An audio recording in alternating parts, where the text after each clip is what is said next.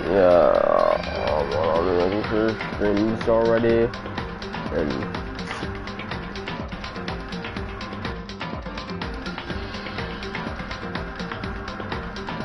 yeah, alright.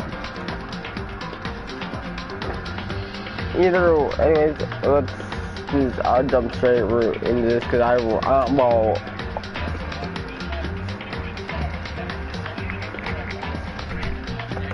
well, whoops, I had one of Avery's videos playing. Whoops. I tried to turn off my PC to avoid that happening again. It happened to me off stream and I did not like it, so. I'm ready to just jump straight into this. Alright, I mean...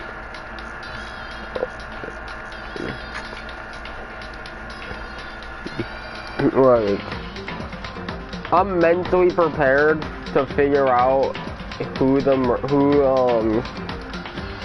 committed the murder. And let's just, you know what? Why don't I just shut my ass up? Let's just fucking do this shit.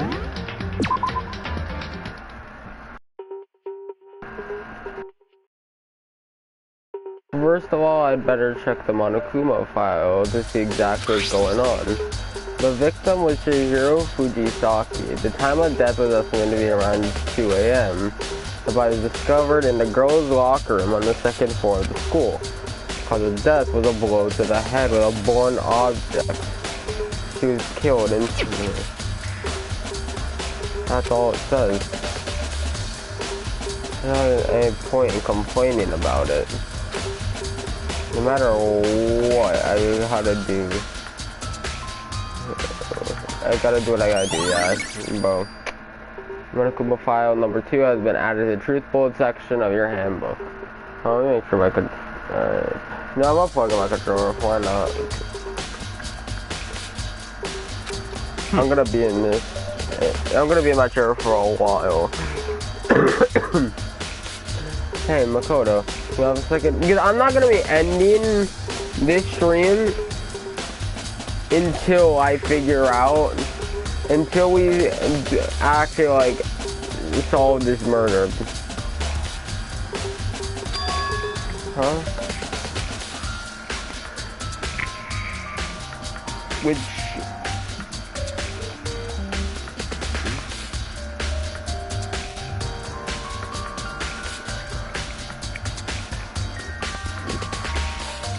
I don't know, bro, with the first murder, I actually knew who the killer was, right? But this one, I'm not sure. It could be Byakuya, Genocide Jack, it could be fucking anyone. I mean, did you need something from me? Naturally. Of course. Life without purpose is quite dull, you know? So what do you mean? I don't know what you cooperate with me during my investigation. Huh? What? I'm purchasing your talent. The same talent which allowed you to solve Sayaka's case. Solve? No. Stop talking. You seem to have some limited use, which is why I've chosen you. You have the honor of contributing to my investigation. So, you're inviting me to come with you? You're doing it in the most arrogant way possible. Let's go. Now then, shall we get started? But when you get moving, there's no time to be standing around. I don't really know what just happened. But it looks like I'll be working with Byakuya on this one. Bro.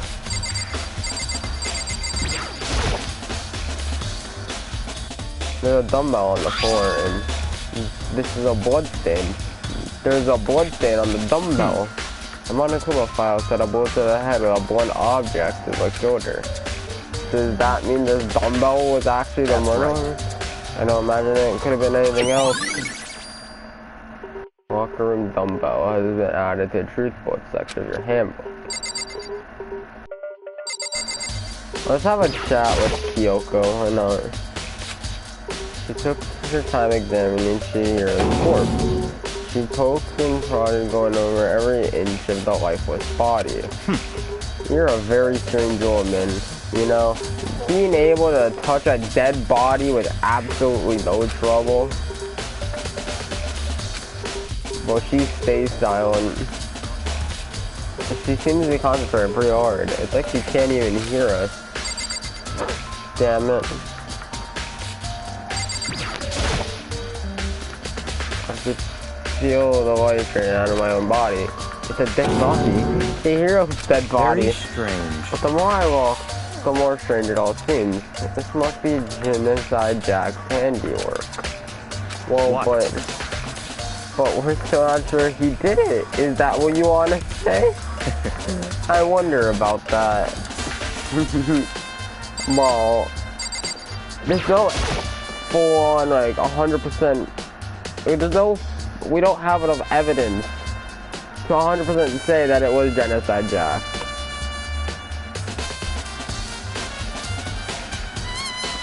The poster's got some blood on it. It must have happened during the murder.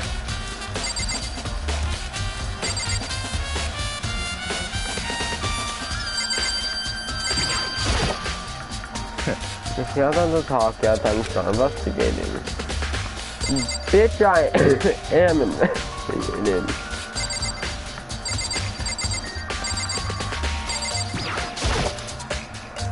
More blood loss is right on the one blood. What's the meaning behind it? Blood loss.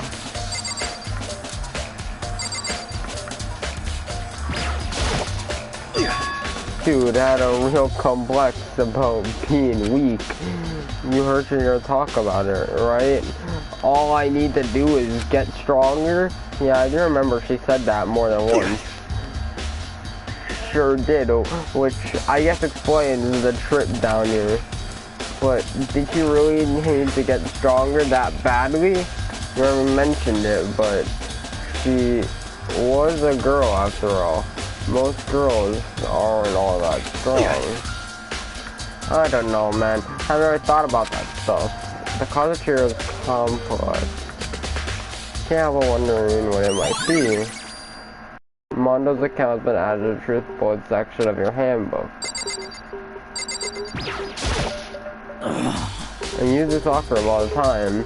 Now to speak of the site of Chihiro's death. But why was she killed in the locker room? Actually, think about it. She could have been killed somewhere else than carried here. She's very light, that is true. It wouldn't be hard for someone to carry her, but still. I still think she came in here on her own, by choice. What makes you say that? You're talking a lot lately about how she wanted to get stronger. So you're saying she came here to exercise, but according to the Monokuma file, apparently she was killed around 2 in the morning. Was she really been exercising that late? You know, myself, I usually in the locker room during the day, so she probably was avoiding it then. Avoiding it? Although we let her join us more than once, she never showed up. So I could only assume she was trying to avoid us. And instead, she came to exercise in the middle of the night. However, perhaps, but it's difficult for me to imagine she would have come alone. She did want to start exercising, but she specifically mentioned she couldn't do it by herself. She needed support from others. You're saying she could have come here in the middle of the night in the train in secret, but that she also would have come with someone else? It's a possibility, I think. Sakura's account has been added to the truthful section of the handbook. Now, I believe it's about time for us to move on. Already? New clues won't magically appear by standing around here. We need to check every aspect of this case. That's true, Let's but go. If you're satisfied, let's hurry up and proceed. So pushy. I got caught up with the wrong person this time.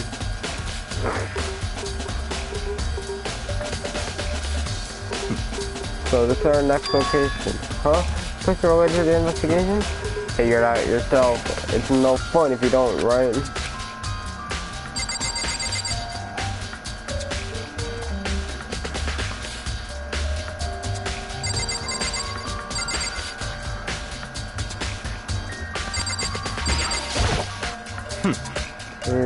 Right. Okay, you didn't have to go as far as to call me an idiot.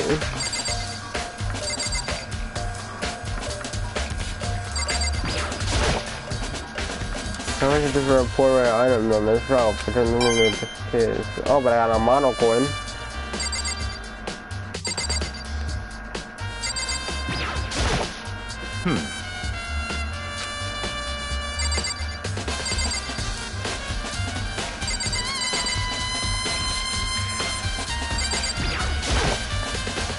And it's gonna use two. No, impossible. The hours for sure would be riddled with holes.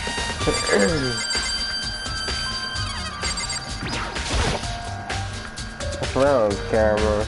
Even us three here is being murdered. I bet the rest of them are just sitting there and watch. They know what's happened and they're still forcing us to go through with this.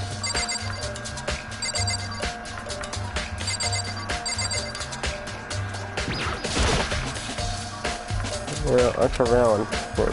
Yeah.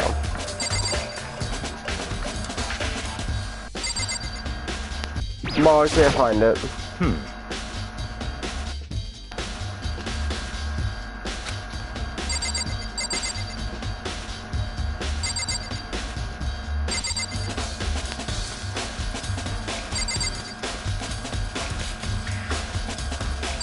I can't go near because of urge.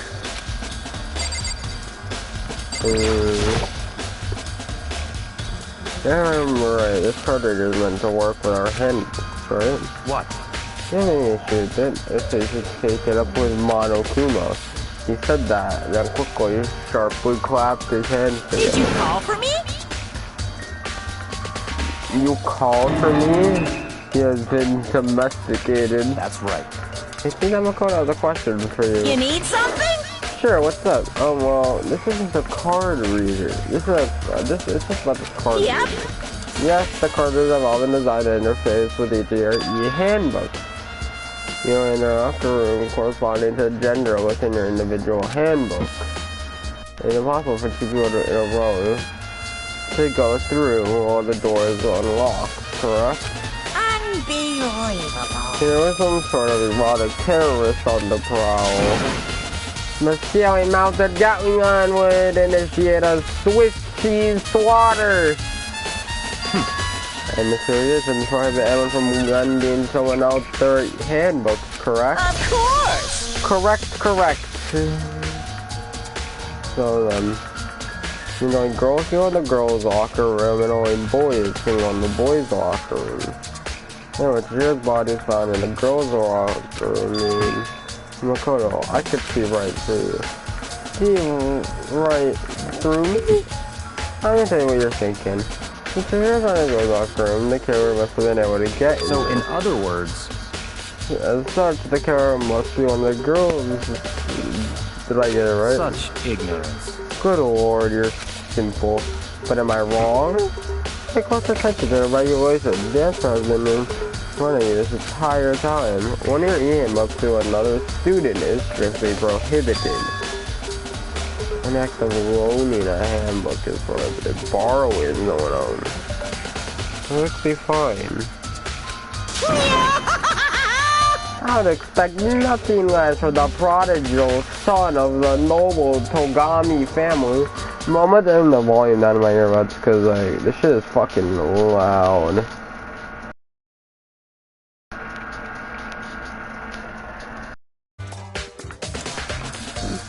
Yo ho ho! I would expect nothing less from the prodigal. Yeah, I read that. Fuck you.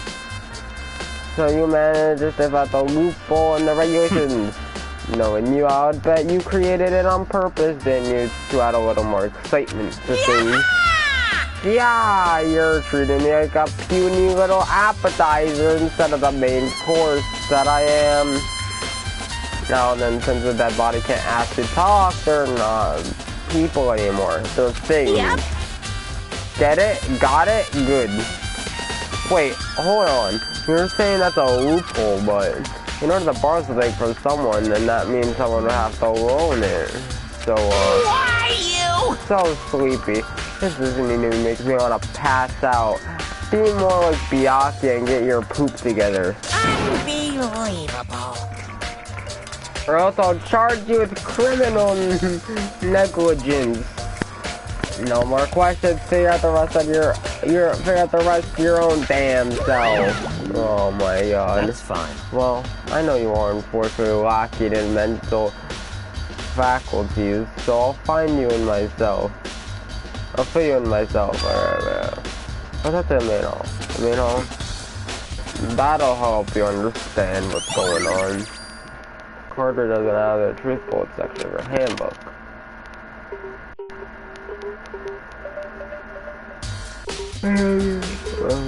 We came to the main hall. So, what are we looking for here? I'm gonna have to figure it out myself.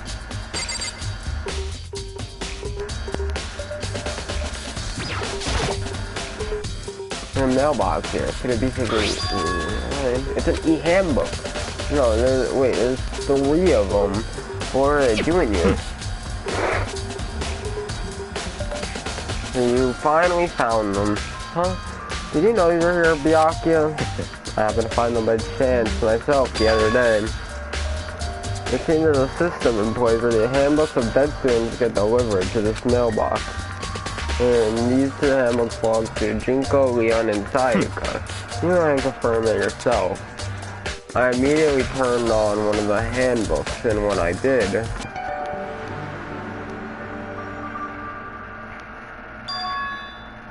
you're right, this is Sayaka's handbook. Now do you understand? This is the key to the loophole that I revealed earlier. Yeah, I feel like I'm starting to get it. Pay close attention to the regulations. The answer is in front of you the entire time. When you're in handbook to another student is strictly prohibited. Only the act of loan your handbook is prohibited. Borrowing someone else's is perfectly fine. I see. Yeah, now I understand. Manhole E handbook has the truth bullet section of your handbook. What? Hold on a second. Very strange.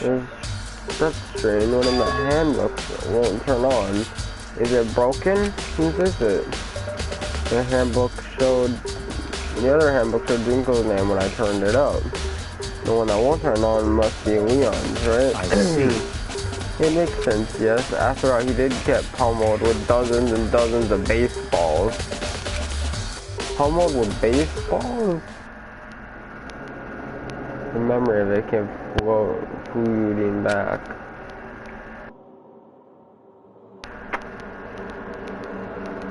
The cruel punishment which led to Leon's death. The execution that the mastermind concocted. A cruel, heartless death. Right, it wouldn't be surprising for the handbook to break during that kind of assault. Hey!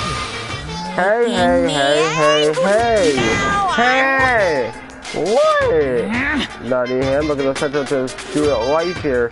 Crucial, integral, instrumental, it's no big deal. There's no way it would break that easily. But it did. Impossible! If I say it wouldn't break, it wouldn't freaking break. It can withstand up to 10 tons of pressure. And it's waterproof up to 100 meters, okay? I don't care how many baseballs you would hit with it, it wouldn't do crap. Oh, but even my handbook does have one single weak point. It does. I can't hear you! But it's a secret. I wouldn't go breaking any more handbooks. What? Then Leon must have broken it somehow without realizing what its weakness was, right? Hard to say. You know what I think? I think his handbook isn't actually broken. What? But you might ask, how could that be? Even the question hanging near Monokuma disappeared. What just happened? Monokuma says it's not broken, but it's an undeniable fact that it's not turning on. That's fine. Well, I don't see any connection to the case, so it doesn't matter for now. You think so? Either way, something about it still bothers me. Broken e-handbook has been added to the truthful section of your handbook. Wait. Yeah, your handbook. Okay, then. This should be enough to get things rolling. Let's do an investigation in earnest and track down the culprit, the true culprit. Yeah, we need to find out who killed Chihiro. Exactly, not quite. Or not quite.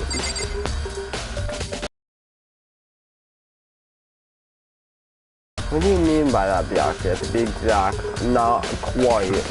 Certainly I want to reveal Chihiro's killer, but more precisely, underscore the true identity of Genocide Jack. Then, you really think you truly believe Genocide Jack is the one that killed Chihiro? Don't make me repeat myself. Absolutely, I have no doubt that Genocide Jack is the culprit in the case. I know. Fiend is Genocide Jack, right? What? There's nobody else it could be. A murder fiend who kills again and again using a bizarre and brutal method. Like a ghost attacking suddenly, then swooping away before the police catch up to them. And what nickname the internet gave to this mysterious serial killer? Genocide Jack. They say he's killed thousands of people, but it's gotta be an urban legend. Still, could one of us really be a demented, psychotic killer like that? You're not wrong to wonder, but words mean little right now.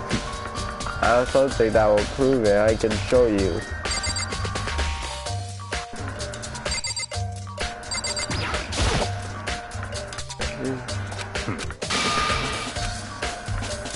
Don't make me repeat myself.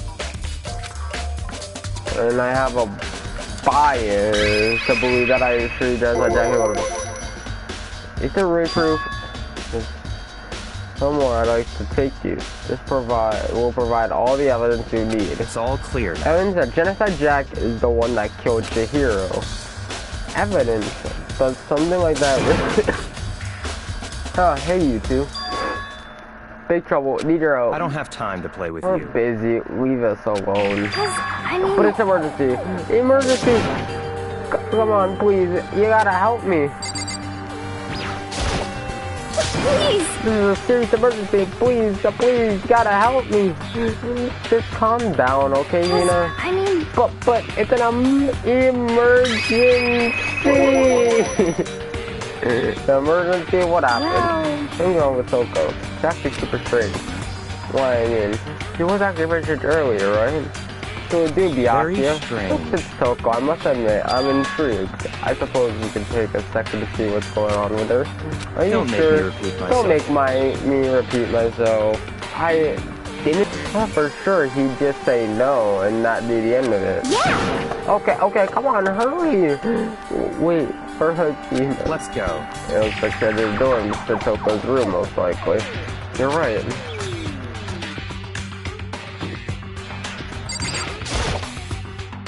This is Toko dying some kind of emergency. You guys are too slow. I think they're just too fast. Well, what's this emergency? Well, after what happened in the girls' locker room, we left Toko in her room so she could lay down. After a while, we came back to check on her, you know? See how she was doing? Oh, well, we did. It was weird. She refused to come out and she kept saying all this weird stuff. That's fine. Let's try to talk to her ourselves. Yeah, good idea. I might as well give it a shot. The door swung open slowly and silently.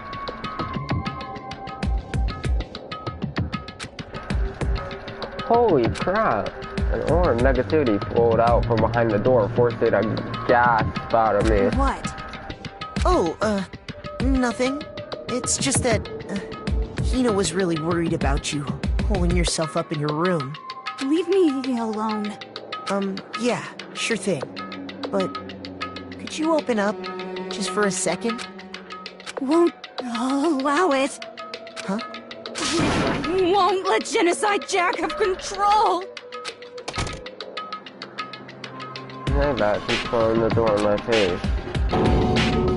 What was that? I've been after this whole time when I ran a little while ago.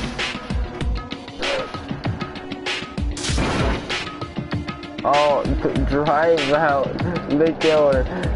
Drive out the murder scene. Doesn't make any sense, right? I was afraid to leave her in there alone, so I tried to bust down her door. But I felt like she was holding it shut on the other side. I couldn't even budge it. I was scared enough to even bar her door. Does she think the same thing as Byakuya? Does she think this serial killer just a Jack really murdered Chihiro? Is that what Toko's so scared? But... Whatever it is, I'm really worried about her. Is there anyone who might be able to persuade her? Hey Byakuya, you think you could ask her to come out of her room, I mean? That's fine. Sure, whatever. You're not talking to her? Byakuya. Wow, I guess you can be nice when you want to. Byakuya's in front of her door, not making a sound, and pressed the doorbell. After a few moments... What do you want? Leave me alone. You know, this is so annoying.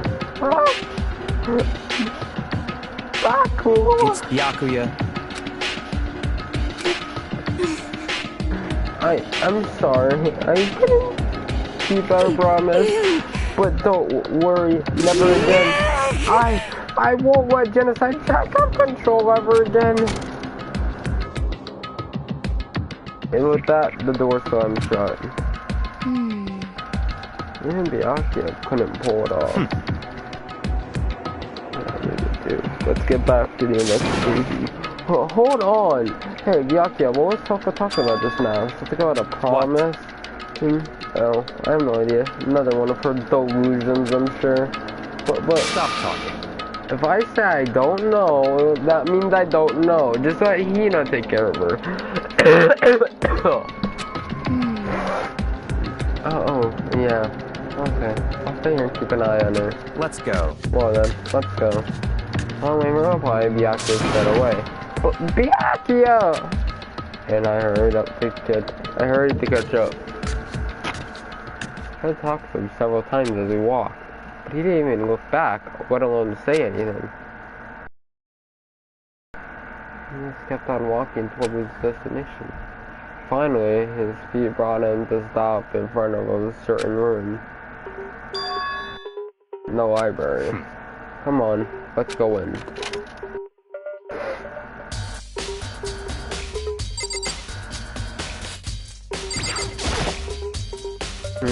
Is this the evidence that proves the Genocide Jack? Is the evidence that proves the Genocide Jack ruined the library? Don't make me repeat myself. Don't make me say it again. Remember, on this side of the door, it's the archive, right? Hurry up and go inside. Oh, here? Let's go. It all makes sense when you're inside.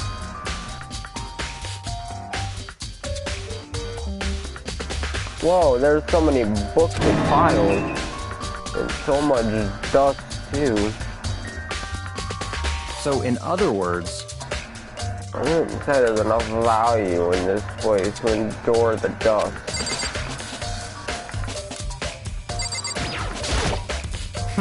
If you pay attention to your surroundings, you should discover that value. So...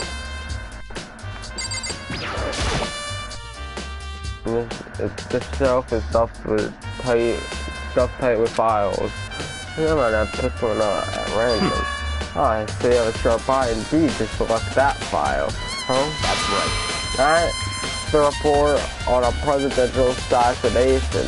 The original is kept at the National Library. It won't be declassified for another 30 years. Are you sure you want to look at it now? There's no telling whose crosses you might wind up in for peeking at it. We'll make it a sound or turn the file to the show.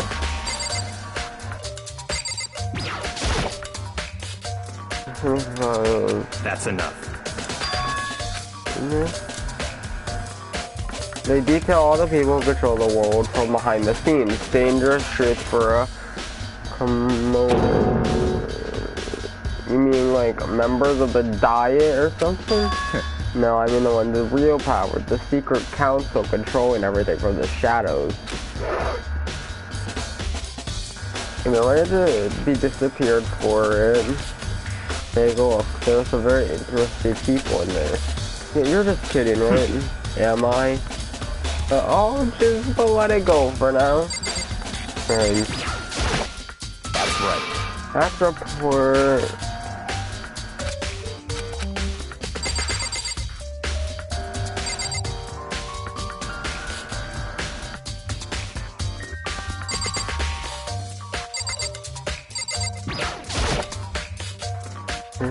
Thick files from on that book.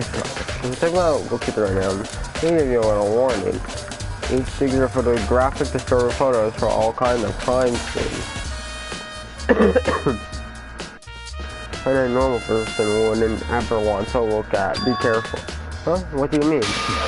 Lots of files there are investigation reports related to different cold cases. Those are internal documents for police size, only they're not the kind of thing you'd expect to leak. Oh.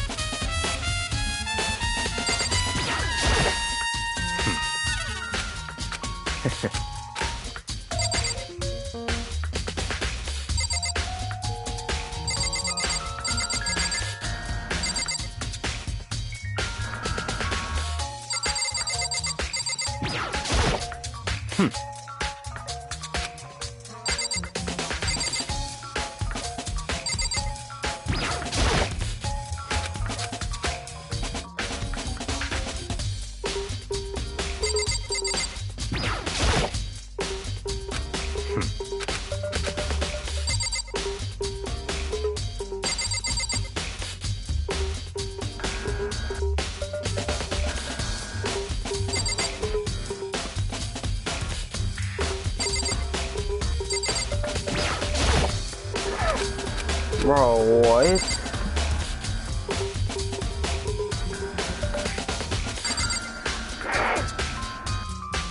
Hold on, I'll be right back.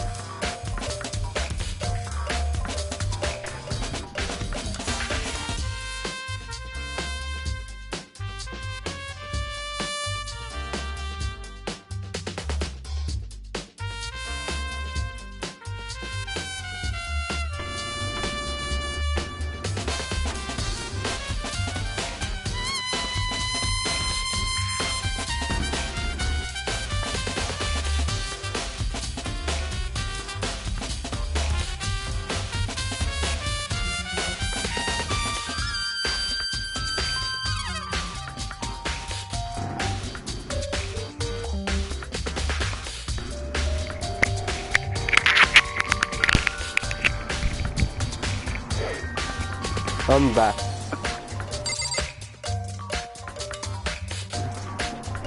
Bro, I don't know what to do.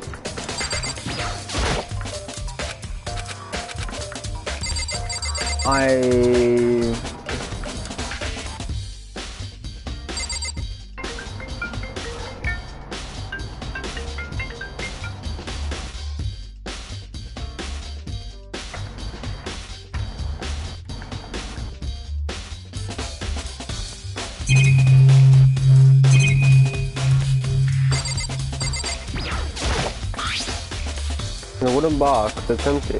Although there's my smudges and dust, it looks like there's something inside. I don't know what it was. There was an extension cord plugged in there. It proved very useful while I was in the library. Extension cord. That's right. That's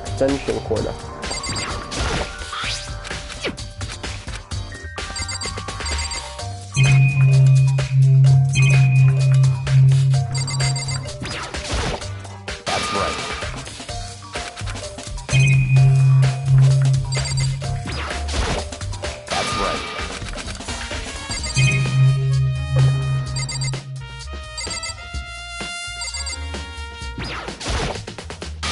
It's the same fucking thing.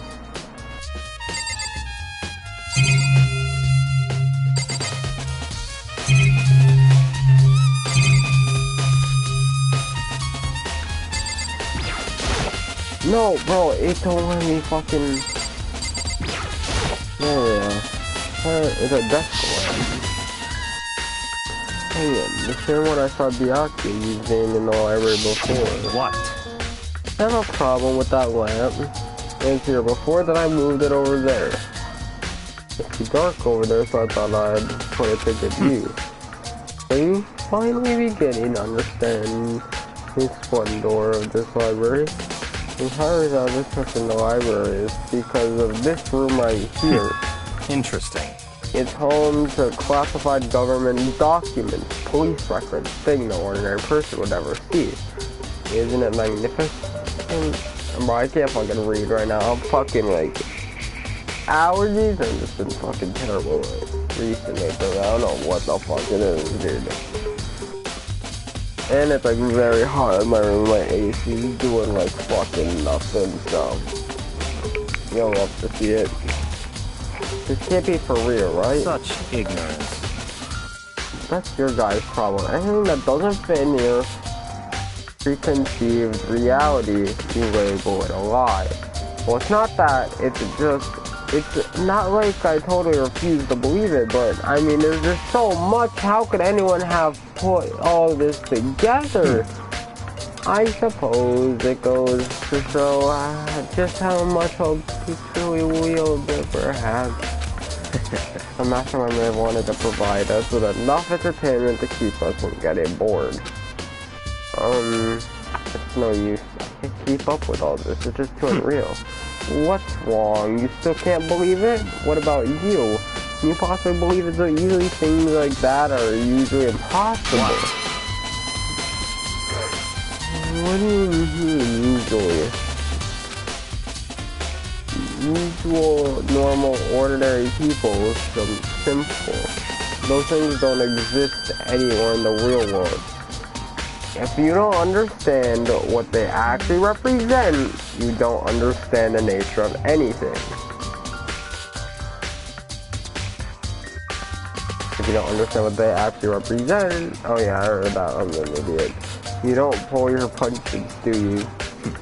Besides, what you consider usual is based on your common sense, right?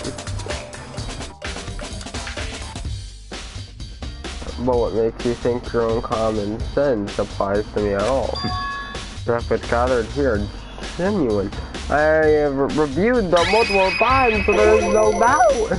Hold on a second. You're saying you've read all these documents at more than once?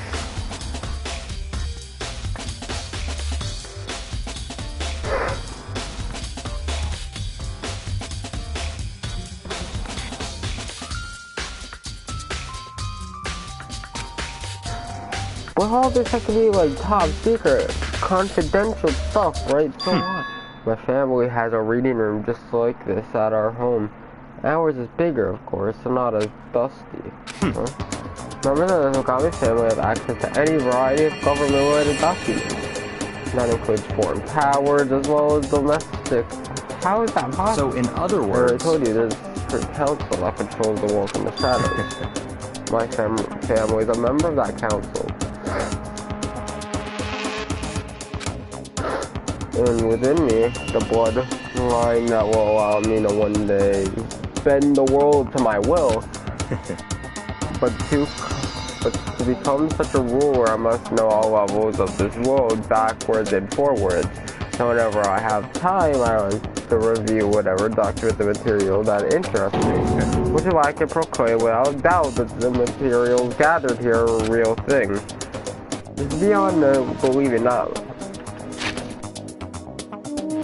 believing or not believing. Byakuya is actually starting to scare me more than the actual mastermind. But what always interested me most were the cold case police investigation reports. You know, those reports for me have always been a hobby of mine ever since I was little. It's not some mental exercise. I've solved more than a few of those cases just by reviewing the reports. And among all those reports, one of my recent favorites is the Genocide Jack case. As he talks, Byakuya grabbed a specific file from the shelf. That's right. This is a complete case file. Every single report surrounding the Genocide Jack case has been complied in. Because there are so many, allow me to quickly summarize the main points. To begin, there are two noble characteristics that are Genocide Jack and murder. First characteristic is that every crime scene, the word bloodlust is written in the victim's own blood. And the second is that when the victims are murdered, their bodies are suspended in suspended in some way. What else is written in blood, and the victim's body is suspended. It's exactly what the same as what happened to Chihiro. Save your surprises. The best part is yet to come. Where the victims are suspended. The only ones who knew about this particular fact were members of the police and other higher-ups. By all accounts, nobody in the media ever found out. In other words, no one on the news, no one online, nobody knew about the aspects of each crime. Only key officials of the killer himself knew about the act of mounting the victim. Now, if you recall Chihiro's corpse, her body was most certainly mounted in this fashion.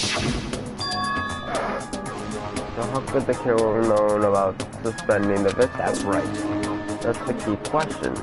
In fact, the answer is quite simple. In other words, the culprit isn't a copycat killer. It's the real Genocide Jack. Yeah. In other words, that right there is the evidence that Genocide Jack has hidden himself among the rest of us. But then, Genocide Jack really is such a brutal, fiendish killer. Is walking around among us? interesting.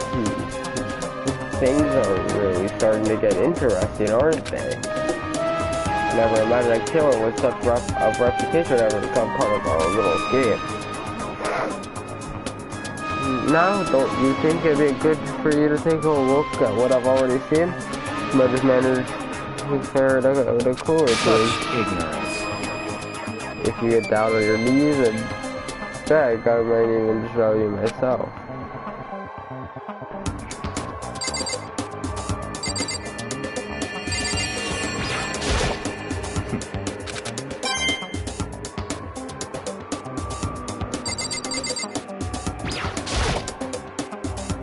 That's fine. Yeah.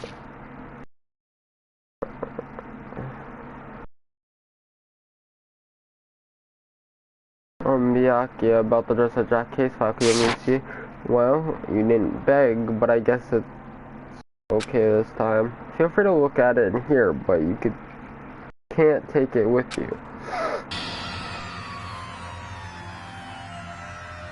Byakuya handed me the file and I flipped through with 10 nervous fingers. Suddenly, my hand stopped.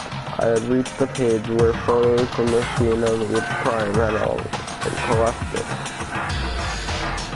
Since the Genocide Jack victims ran on for several pages. Ken Harada, 32, Tetsuhiro Honda, 17, Shoji Jaku 23, Kano, Aise 14, Takeshi Yoshida. I definitely probably butchered that name.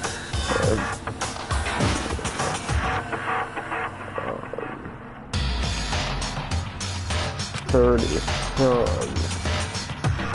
Komatsuna Taru, Takeshi Gono, Uchida, now Hisa, Takeshi, Masamune, Ito, Yamajima. There's no end to it. When you make it perfectly clear, as I read, all the cursed child's victims were killed and suspended in exactly the same way. In the scene of every murder, the word bloodlust is left with the victim's own blood. Now take a look at the next page and you'll find another interesting tidbit. The next page?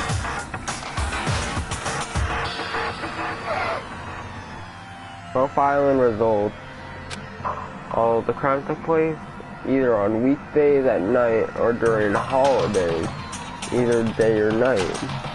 The most common time for a killing is to take place on holidays in the afternoon. Some of these facts it could be suggested that the suspect may be a student.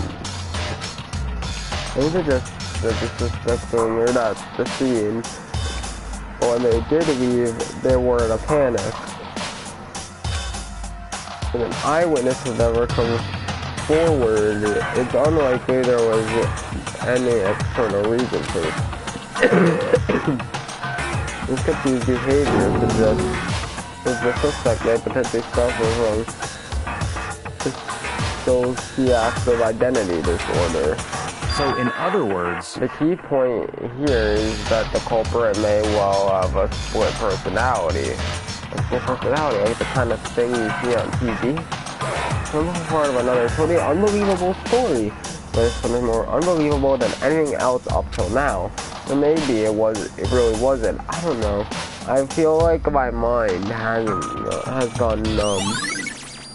Guess a Jack case has it added a truthful picture of your hand. let's go.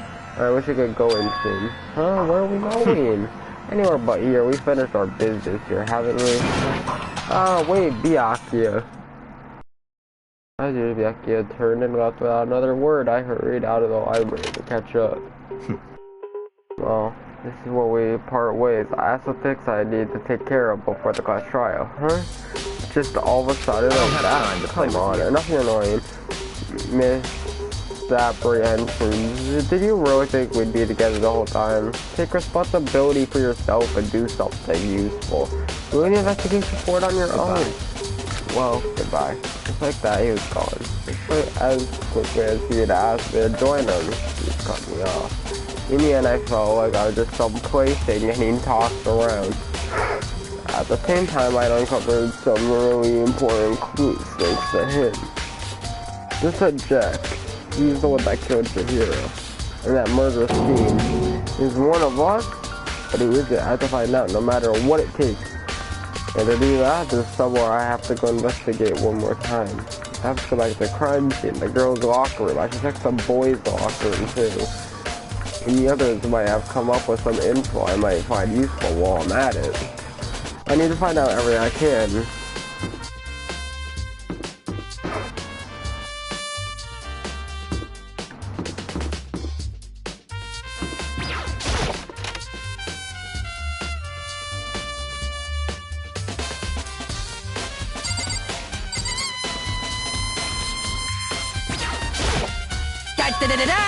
Ding ding ding, Hifumi has discovered evidence revealing the identity of the culprit. I feel as if... Here's a stat increase for me. Bro, I want Hifumi to die. I want Hifumi to die. Evidence? What did you find? I cannot reveal that just yet. But if he dies, I won't be sad at all. Because he has it coming. But I guarantee you that what I found will steal the killer's breath from his lungs. Are you sure about that? Oh yeah, Miss Ludenberg said she witnessed something worthwhile too. Really? What did she see? Well, This doesn't tell me. It's like when a girl bullies the boy she likes, right? Right? Okay, so where's Celeste now? The warehouse by the dorms. She's there, but at the same time, not there. What's it gonna be? Let's investigate the boys' locker room.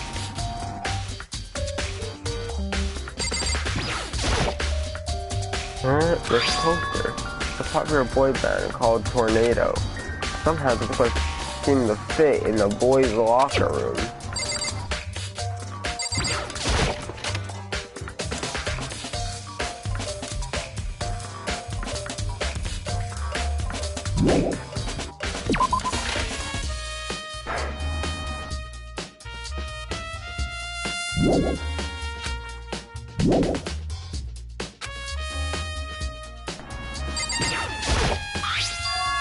The same stain on the carpet. What? Boys locker room carpet at the truth book section of your handbook.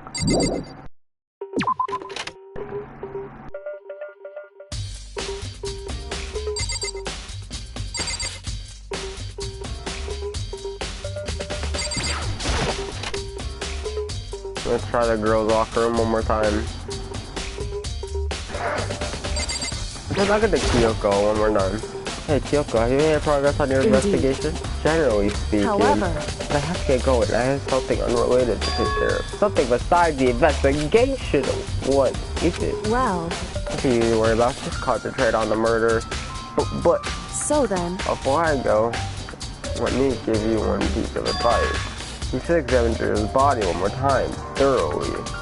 Also, her handbook is missing. You might want to determine its whereabouts. goodbye. That's it. I'll be praying for your success. Without Kyoko turned and left the girls' locker room. I guess we'll take another look at the body then. Chihiro's handbook is missing. That's definitely worth worrying about. Chihiro's handbook is at the truth board section of your handbook. Kyoko said I should examine the body one more time. I know she said thoroughly, but I do have my limits. Well, I better give it a shot anyway. Let's see. Chihiro's hands are bound with what looks like some kind of rope used to prop her up a kind of crucifix position. Huh? And the rope has a plug. Wait, so then this isn't a rope at all. But the more I think about it, the more that's not the only thing that concerns me. Chihiro's fatal injury was the blow to the head, which is what struck her or the killer. That's right. There's the issue of her being suspended and the fatal blow. At first I didn't really think too much about either of them. But seeing them again, looking through the Joseph Jack files, things not quite right. What does this all mean? That's of the dead body that adds the truth board section of your handbook. Well, the one thing most likely to tie all these mysteries together is the true nature of the rope that was used to suspend Chihiro. And to figure out that there's a certain place I need to revisit and look over again. Well, after I have to look at the Joseph Jack case file one more time.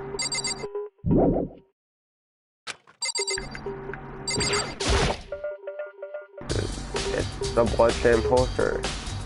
The blood is the most noteworthy part, but the big rested swimsuit model is pretty noticeable too.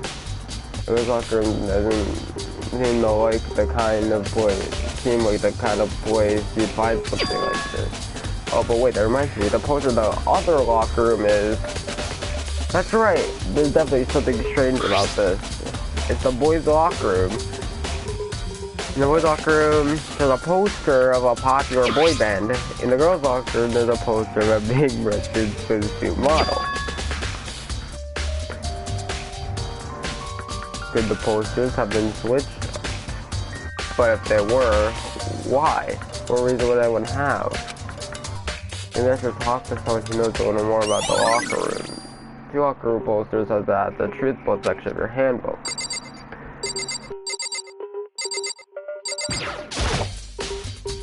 The button on the carpet, it could only be caused by Chishiro's murder.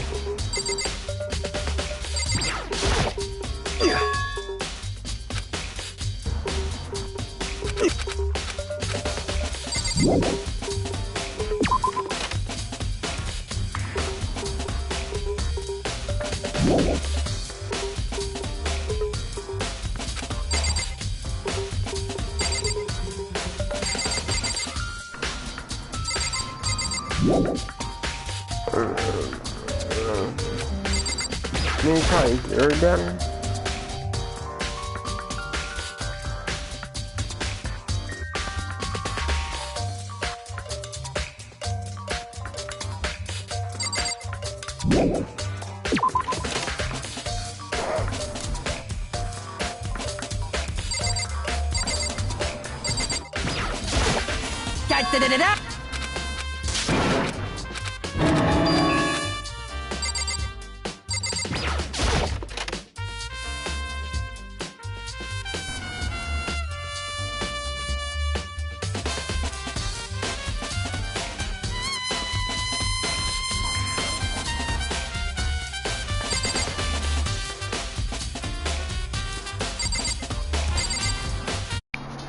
Hold on, chat.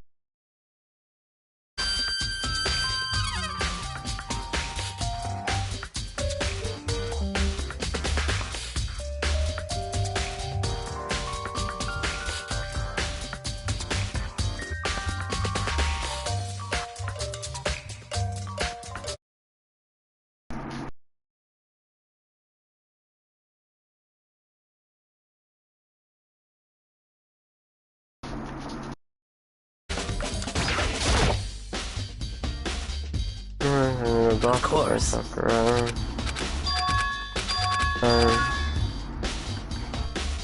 Oh wait, was that all useful?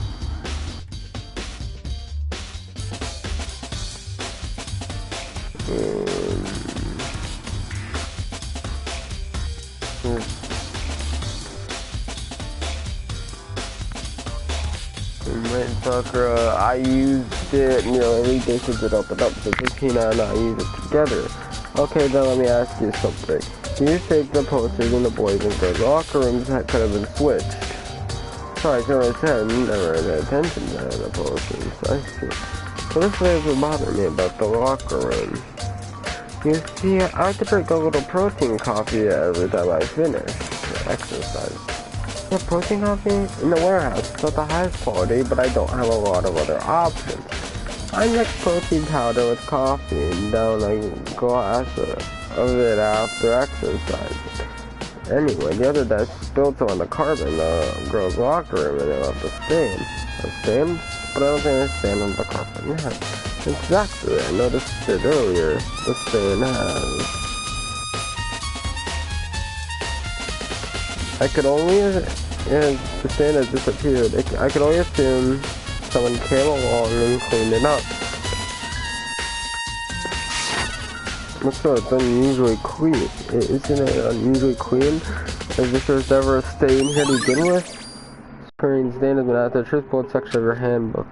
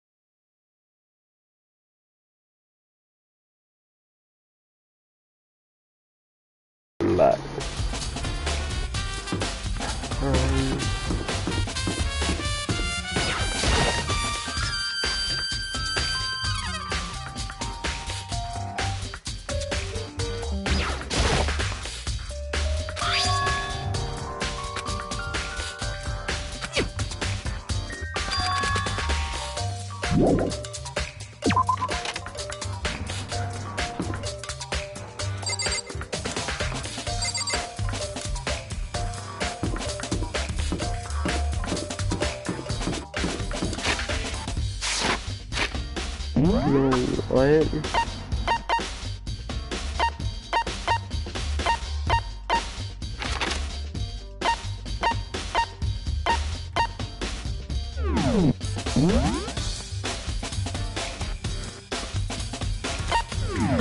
Well, we head down to the warehouse and then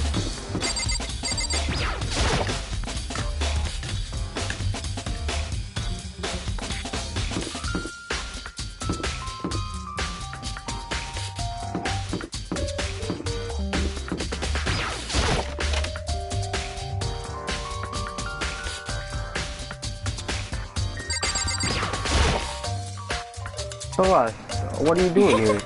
This warehouse is amazing.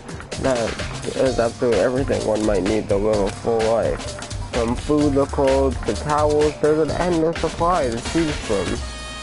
I see that, but have you found anything else? Anything related to the case? Most unfortunate. I knew you were gonna ask me that.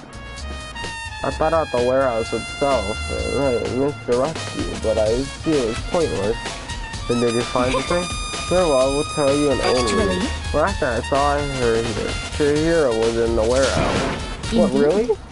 This was right before nighttime. What are you doing out this late? Oh, I was just... Are you planning to go exercise, perhaps? What? How did you know? Because I can see a blue track jacket sticking out of that duffel bag you're carrying. Oh, you're right. Thanks. Well, I'd better get going. I'm kind of in a hurry.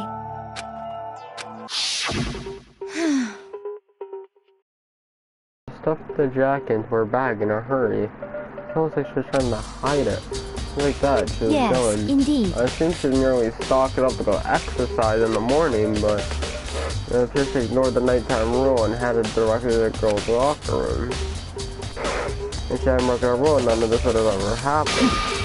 You get what you deserve, I suppose. But apparently, she was in a girls' locker room late at night in order to exercise without anyone knowing. The strange thing is, there's no trace of the track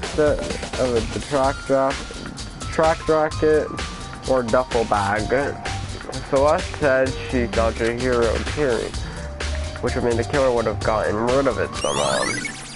Celeste the cow has been at the entry section of her handbook.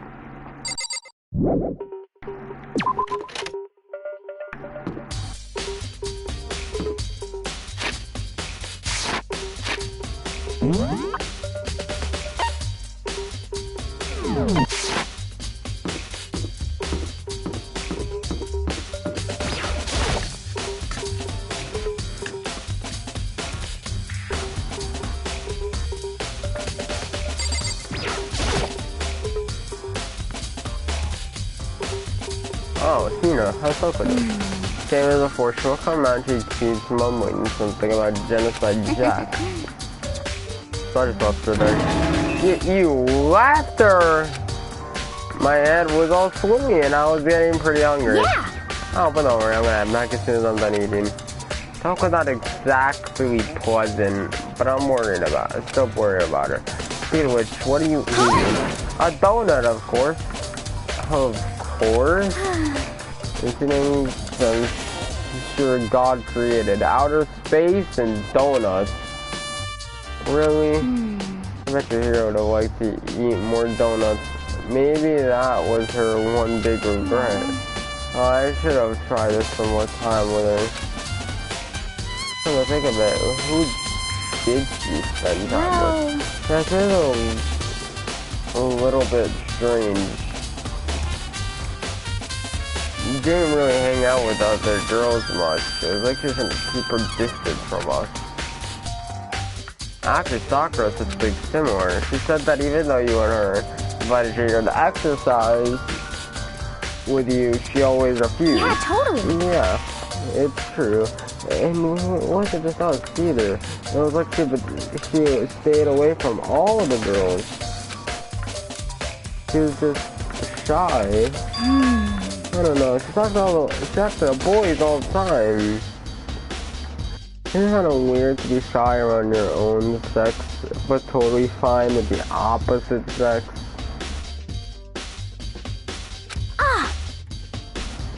Oh wait, maybe she was used to guys spoil her. The law says you can't judge a book by its cover, right? Thinks I never really saw her as that kind of girl. I always kept it at the truth book section of your handbook.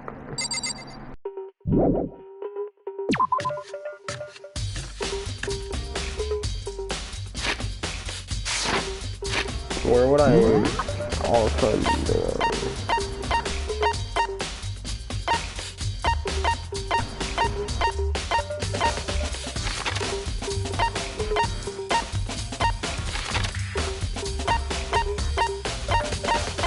oh yeah, the library. I need to go back to the library.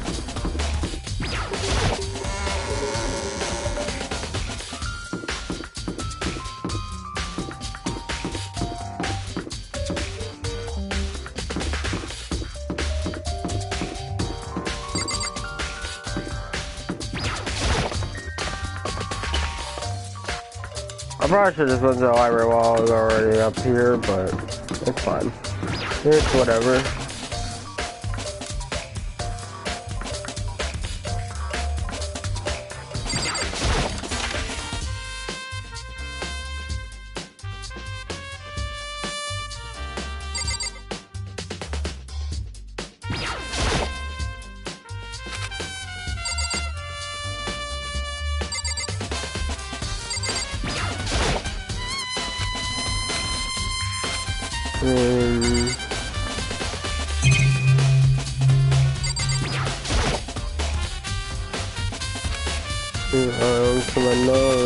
Somewhere. Huh? It's gone. We'll pick it out of the archive. So it wasn't good done today like that. I get to anyone but Byakuya. Oh god, now we gotta go on for Byakuya. Oh, wonderful. Maybe.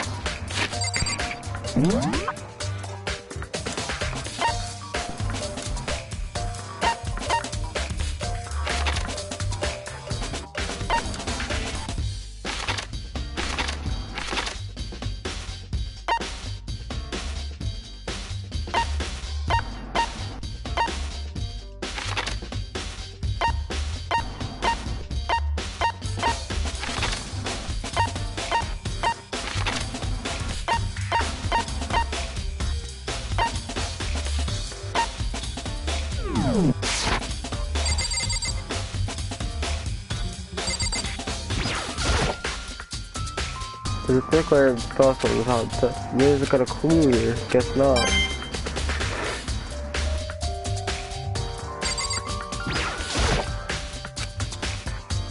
Nuclear did not.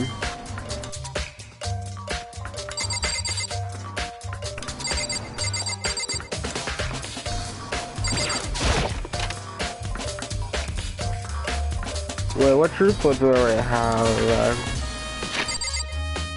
We have the welcome kit file number 2 at Talk Account Locker in the Mono's account card reader. Main Hall handbook, spoken handbook, there has that case file. Owie's account, Boy Locker Carpet, 2 Locker and posters, 2 Heroes handbook, status of dead bodies, very insane, so nothing about the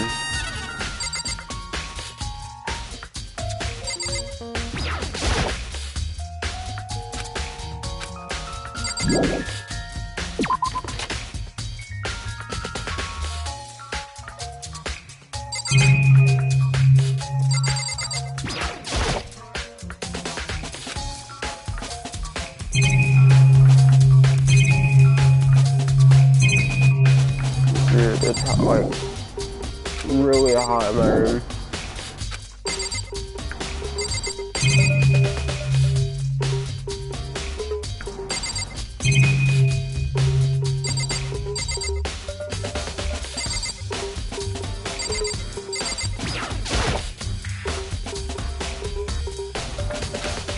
Not.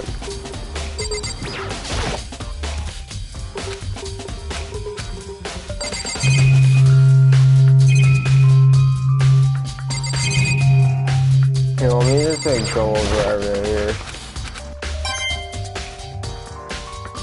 I mean, I'm getting mono coins, but...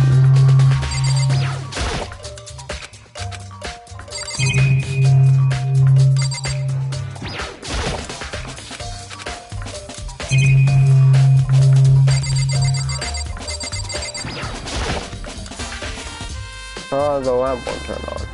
Oh, I see, it's not plugged in. The lamp cord isn't long enough to stay away from her. But the last I saw it was definitely on, and it was definitely right here. Oh, that's right, Byakuya used an extension cord. An extension cord here now. I wonder if... Well, library desk, the truth book section of your handbook. Ding dong bing bong!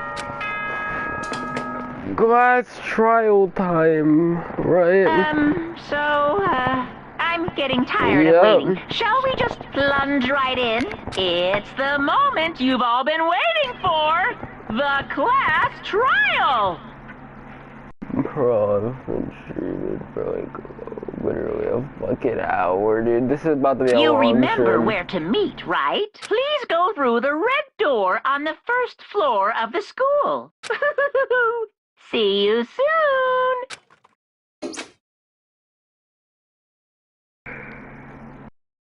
Begin the class trial, or about to begin. The red door is right through here.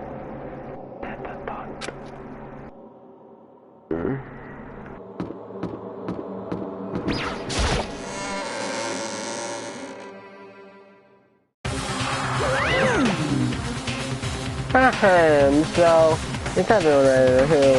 What? Am I blind or are we missing someone? Yo. Yeah, Toko's not here. And Toko is... You really don't remember? Come on! Dude, I'm just kidding. How could I forget that little nut job?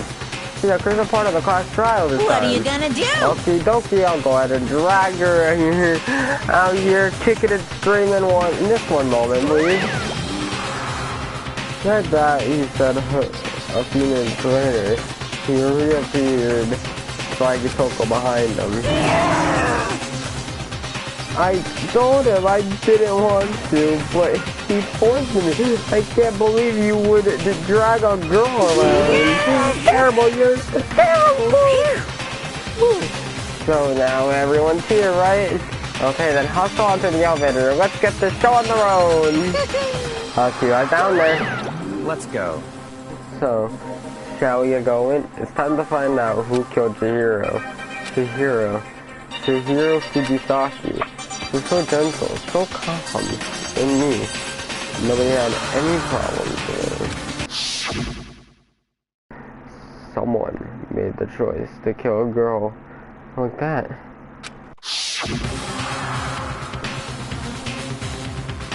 And that murder is one of us. Someone standing right here.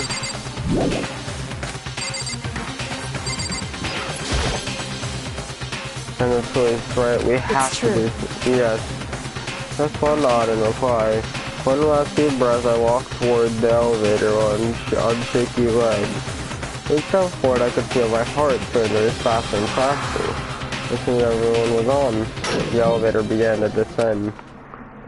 I couldn't get a handle on my emotions. Couldn't stop speculating.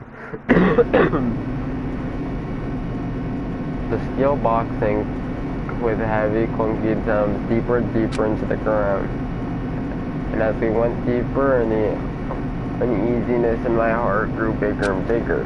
The elevator was unaffected, however, and continued to descend without hesitation, until finally it came to a sudden stop.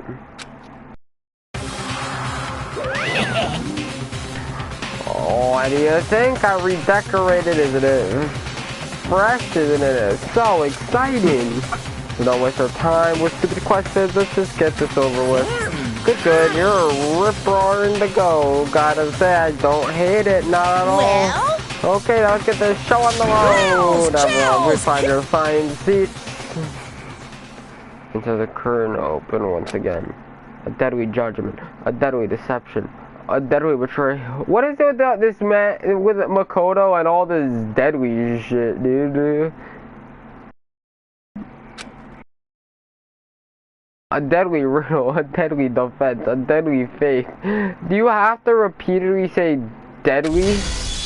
A deadly class trial. Do I want to save? Yes. I think I've saved more than I need. Base preparations. I'm going straight into it. I'm fucking ready, dude. I did the first class trial on my Switch as a fucking warm-up for this shit, alright? Your votes will determine the results.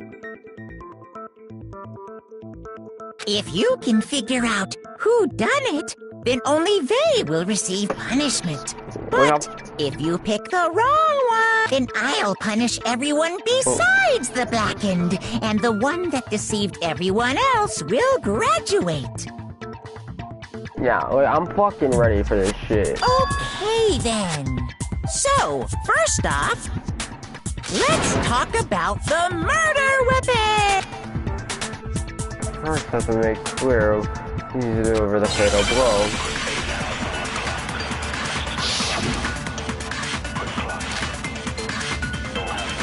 Chihiro's fatal injury. It appears it was a head wound.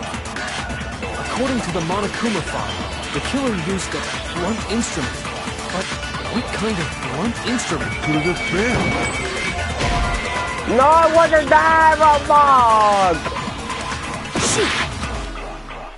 Chihiro's fatal injury. It appears it was... According to the Monokuma file, what kind of blunt instrument? I bet it was an iron pipe. Interesting. That's certainly bro. Chihiro's fate. It appears it was... According to the Monokuma file, what kind of blunt instrument could it have been? I bet it was an iron pipe. Interesting. That's certainly... I fucking can't, bro. Chihiro's fate. It appears it was... According to the Monokuma file, what kind of blunt instrument could it have been? I bet it was an iron pipe. No, it's wrong. Finally, Can we agree that the object that dealt the fatal blow was the dumbbell found at the scene of the crime? It was covered in blood, attention to it. and there was nothing else at the scene that could have caused that kind of injury. And the wound on the victim's head is consistent with the shape of the dumbbell. As far as I'm concerned, there's no mistake and no room for doubt on this one. You looked at her head wound? Yes! That's so creepy! If you don't mind, I will proceed from here. Let's move on to discussion of the culprit. Although, I believe the criminal behind this heinous act is already quite clear. What? For real? Chihiro's killer is the fiendish serial killer, Genocide Jack. Genocide Jack, a fiendish serial killer. He really killed Chihiro? You don't have an answer non-stop debate. Absolutely. First debate, lines of white noise will appear to disrupt your reaction. The truth both will disappear if they hit these lines. So think of them as obstacles in your debate. But there's no way to keep this white noise or getting in your way. There's the X button to attach the silencer, which can shoot down the white noise. Have you shoot an actual remark with your silencer instead of the white noise, the time limit will decrease. So take care will aim when you have your silencer out. Oh, but if your action is supposed to set the gentle, white noise won't appear at all. Wait, I put it at gentle or no? I forgot what difficulty I put it at. I do know I put it at the best difficulty that I thought would give me like the best experience, but in which case you can forget about the silence and just focus on the situation in front of you. Well then, good luck and have fun.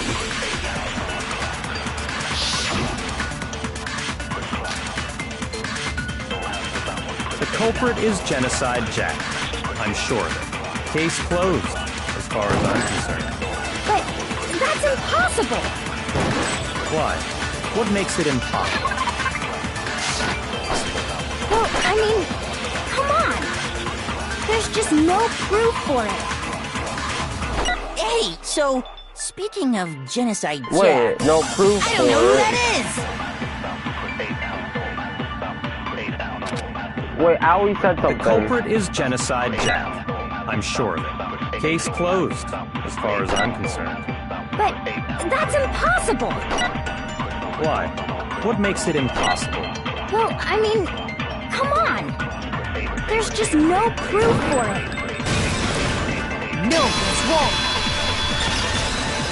Got him.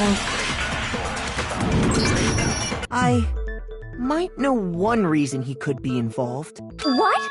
I found this file while I was looking around the archive in the library. I guess it's some kind of confidential file the police put together about the Genocide Jack case. What? That's kind of weird as shit, isn't it? What was something like that doing in the library? The why of it is probably more trouble than it's worth. So let's forget about that for now. More importantly, it outlines all the specifics of every Genocide Jack case in exceeding detail. According to the file, there appear to be 2 defining characteristics in every Genocide Jack case. The first is that a bloody message is found written at the scene of every murder. Oh, that's right. Boob lust. What in the fuck? No. It's actually bloodlust. But more important is the other characteristic, and it's something that has never been made public. Never made public? What the hell is it? Why don't you tell them, Makoto? There's a Jack case. Well, which the ward at Ward doesn't know. If I'm not mistaken, it has to do with the position. I got it! Bingo, Apparently, bro. I see. in every I told you Genocide Jack case, all the this killer today, bro. suspends the body in a certain way. Other than the killer, the only people who know about this are the higher-ups in the police department. Wait. Let me check something. I'm gonna have to retitle this. Yeah, I have to retitle it. I put it as part 6, but it's actually part 7. I'm an idiot. Let me edit the title real fast. Chat. I wish I actually caught on to that earlier. I'm not an idiot.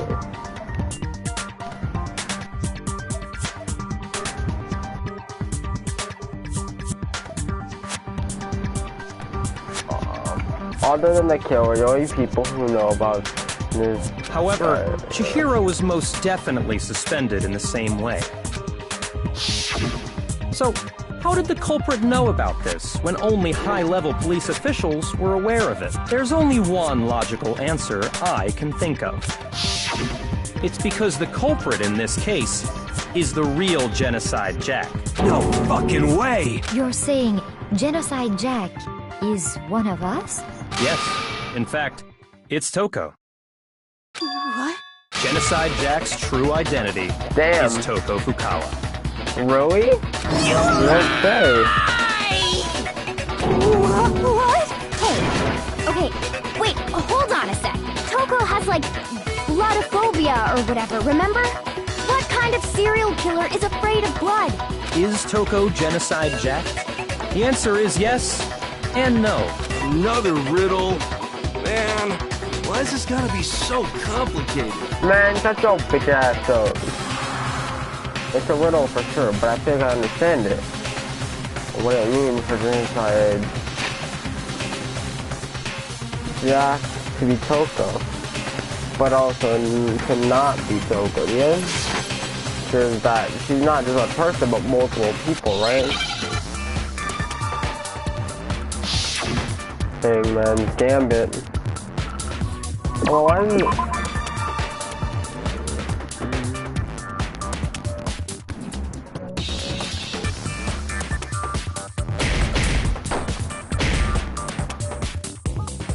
Oh, wait. Oh.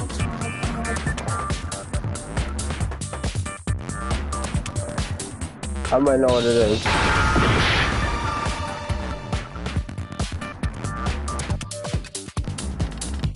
Where's there now?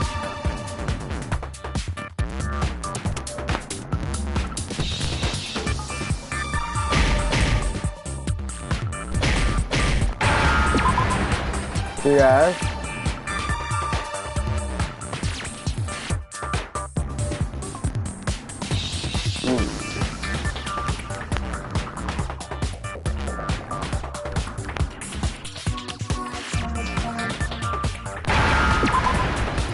Let's fucking go.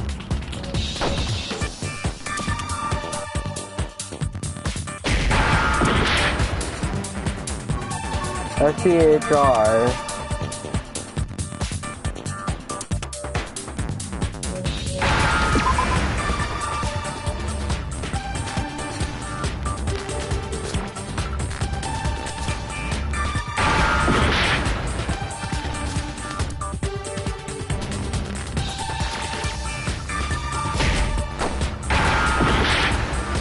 No.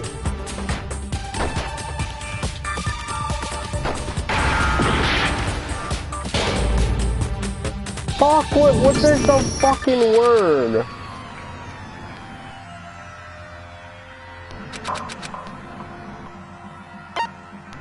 I refuse to give up yet. Like, what word is that? Like, I don't fucking know.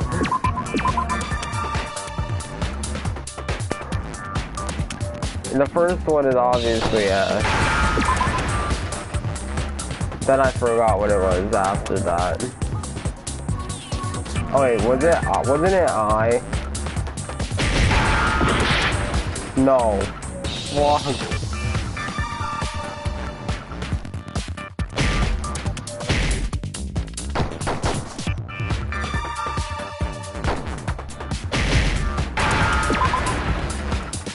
And then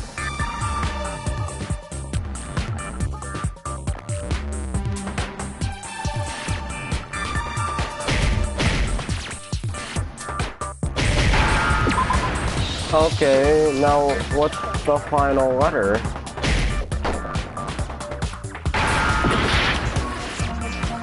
You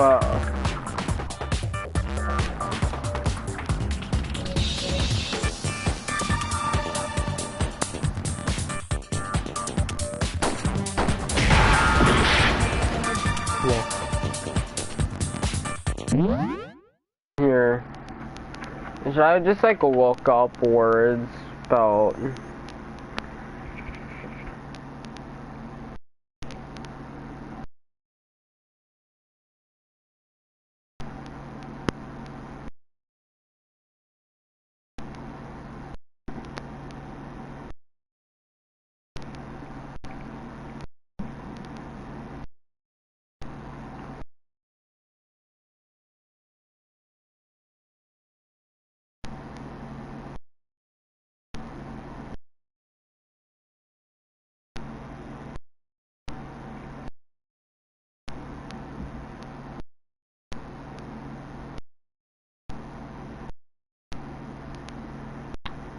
I found a word, but I found well.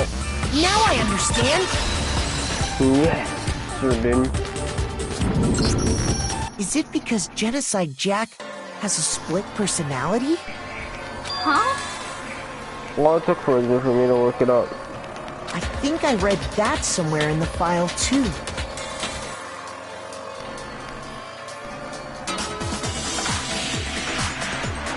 They thought that the suspect might have, what did they call it? Dissociative identity disorder. Oh, okay. But still, to go and say that about Miss Fukawa is... perfectly acceptable. Toko's strange behavior after seeing the body is proof enough that she has a split personality. One thing that shows Toko could have a split personality has to be her behavior. I got it! Boom. You're talking about how she started acting totally different than usual, right? That's right. Think back. She fainted when she saw Chihiro's corpse, and then, when she woke up... I'm fine. I'm fine. Yeah.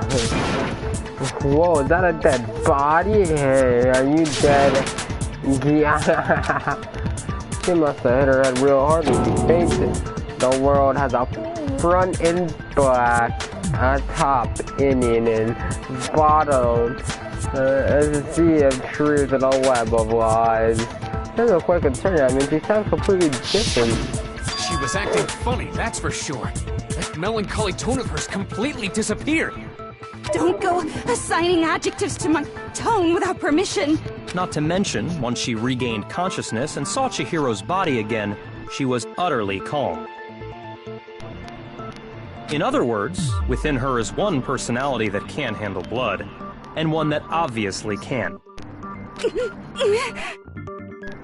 So when Toko trapped herself in her room, it's because she was scared of Genocide Jack?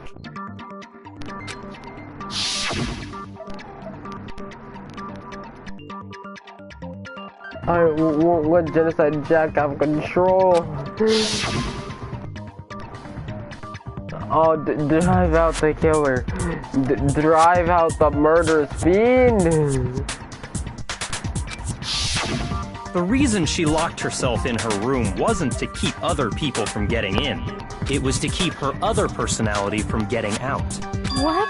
Toko was afraid. Afraid of the murderous fiend inside of her. Of killing even more. How? Yeah. How can you know all this? I do believe you misunderstood her. What she's trying to say isn't, how can you know all this? No. What she wants to know is, how could you tell them? Huh? Last night, just before Monokuma gave his motive speech, Toko and I had a strange conversation. She told me a most interesting story. She said a murderous fiend lived within her, and she was afraid it could appear and attack at any time. And that trepidation is what's caused her to have such a bleak attitude. Isn't that right, Toko? This is all a lie. Right, Toko? You said you wouldn't tell anyone. What?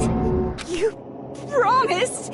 I can't believe you lied. You have only yourself to blame.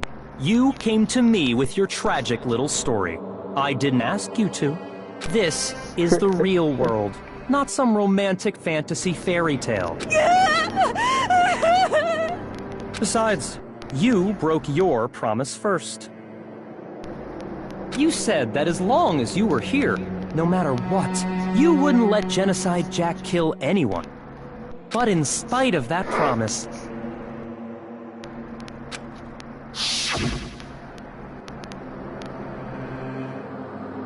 I'm sorry, I couldn't keep our promise. But don't worry, never again. I won't let Genocide Jack have control ever again.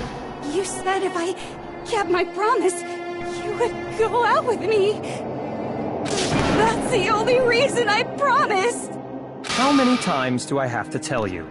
I never said that, but you weren't able to do it. You just couldn't resist that rush you got from killing, could you?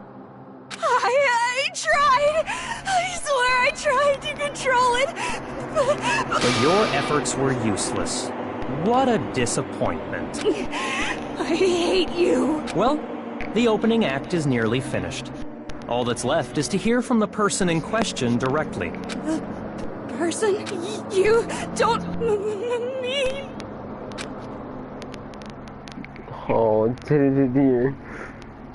I'm gonna actually quickly see if I can fix it.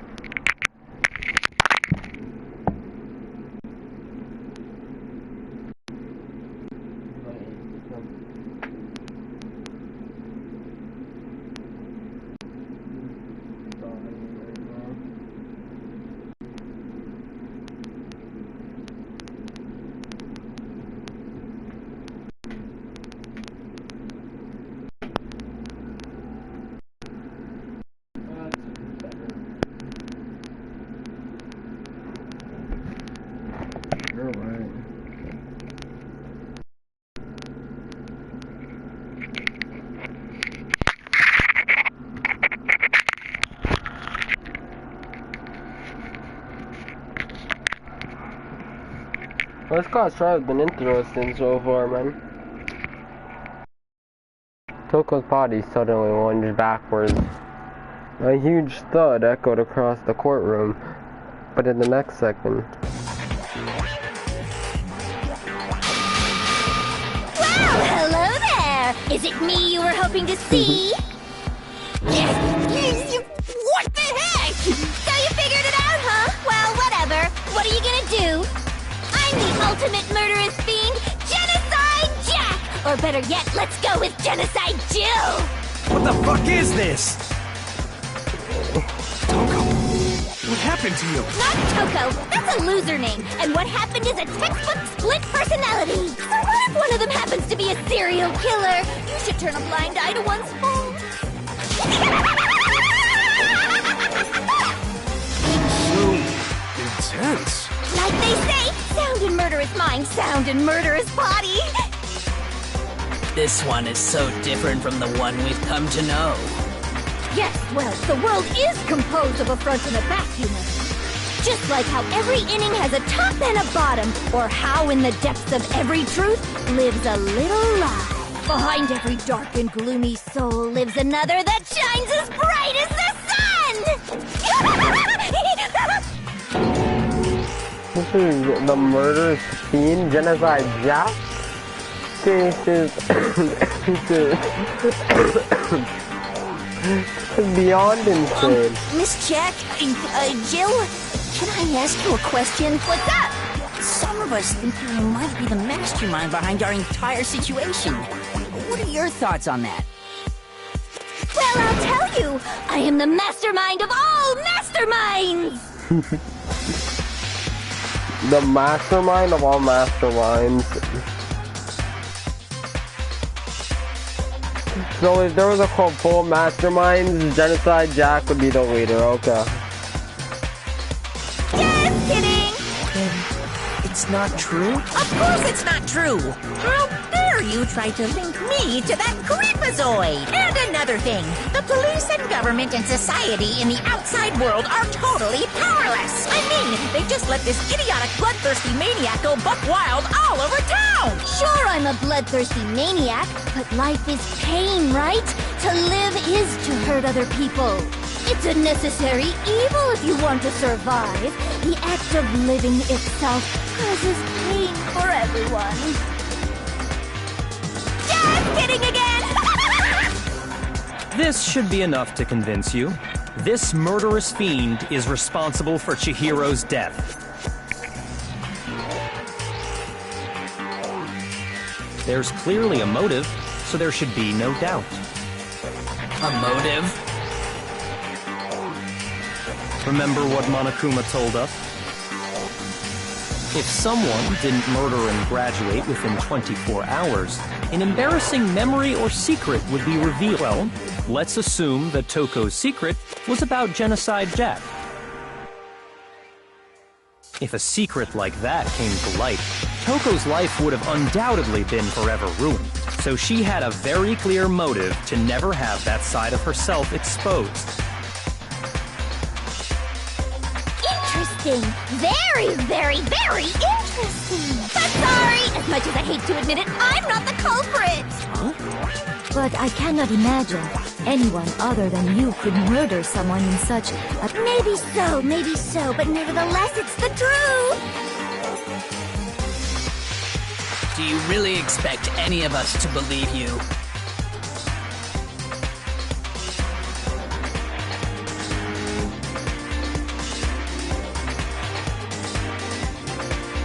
Yeah, I could never believe a word you say, you monster!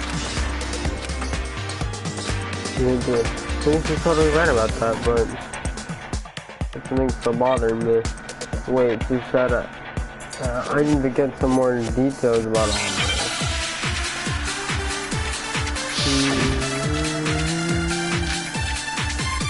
Status of the dead body. Sorry, but I didn't kill anyone! You say that, but do you really expect any of us to believe it? Perhaps if you had an alibi, that would change things. Oh, an alibi, huh? Now we're talking! When you compare your past murders to this incident, the modus operandi matches completely. What more proof do we need? Yes! Give it up. You killed her. Sorry, but I didn't kill anyone! You say that, but do you really expect any of us to believe it? Perhaps if you had an alibi, that would change things. Oh, an alibi, huh? Now we're talking! When you compare your past murders to this incident, the modus operandi matches completely. What more proof do we need? Give it up. You killed her. Sorry, but You say that, but perhaps if you had an alibi. Oh, an alibi, huh? Now we're talking! When you compare your past murders to this incident, the modus operandi matches completely. What more proof do we need? Give it up. You killed her. Sorry, but You say that, but perhaps if you had an... Oh, an alibi, huh? When you compare your past murders to this incident, the modus operandi matches completely. No, that's wrong!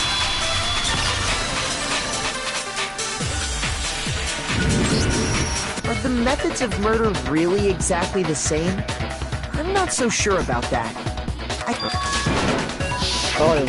I murder with passion and conviction. I consider myself a professional, and I have a very particular way of doing things.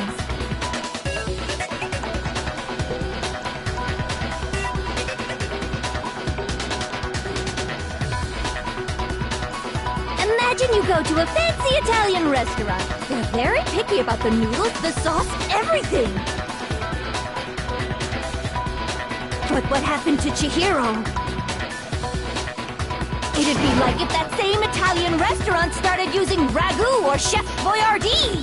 This is no creation of mine. Let me rephrase that, in a way that maybe makes more sense. There are two clear differences between the Genocide Jack cases and this one. So if you're doing a murder, these photos from the other Genocide Jack cases look at the neck and stomach. Here, let's record this one. I got it! For one, the cause of death is different. In the Genocide Jack murders, all the victims were killed the same way. According to the case file, they were all apparently killed with a pair of scissors. But Chihiro died from a blow to the head, right?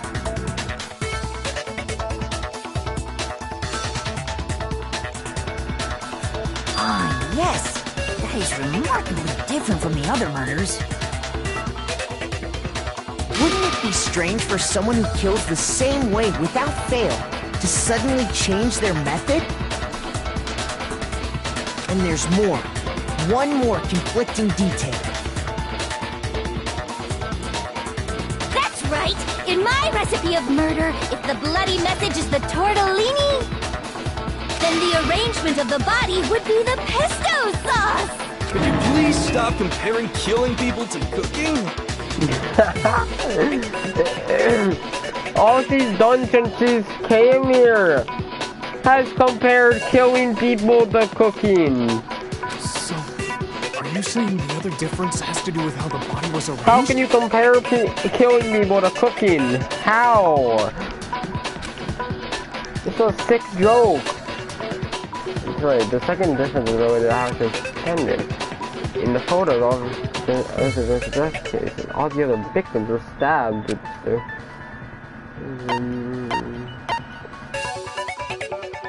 I got it! Do you remember what the killer used to suspend her? They used some kind of rope to hang her up by her wrists. What is your point? Well, in all the previous Genocide Jack cases, something else was used to suspend them.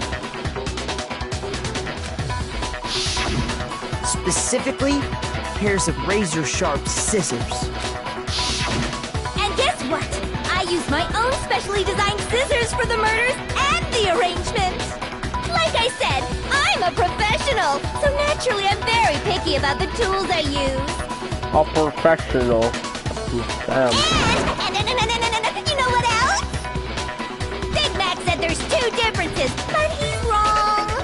Big Macs and there's Big Nippers. Oh, who you calling Big Mac? Are you referring to me? Listen up, Big Mac. There's actually one more difference. Bro, she's straight up calling Makoto a Big Mac, bro. Dude. Huh? My word, you really didn't notice? Take a look at who the victims were in each Genocide Jack case.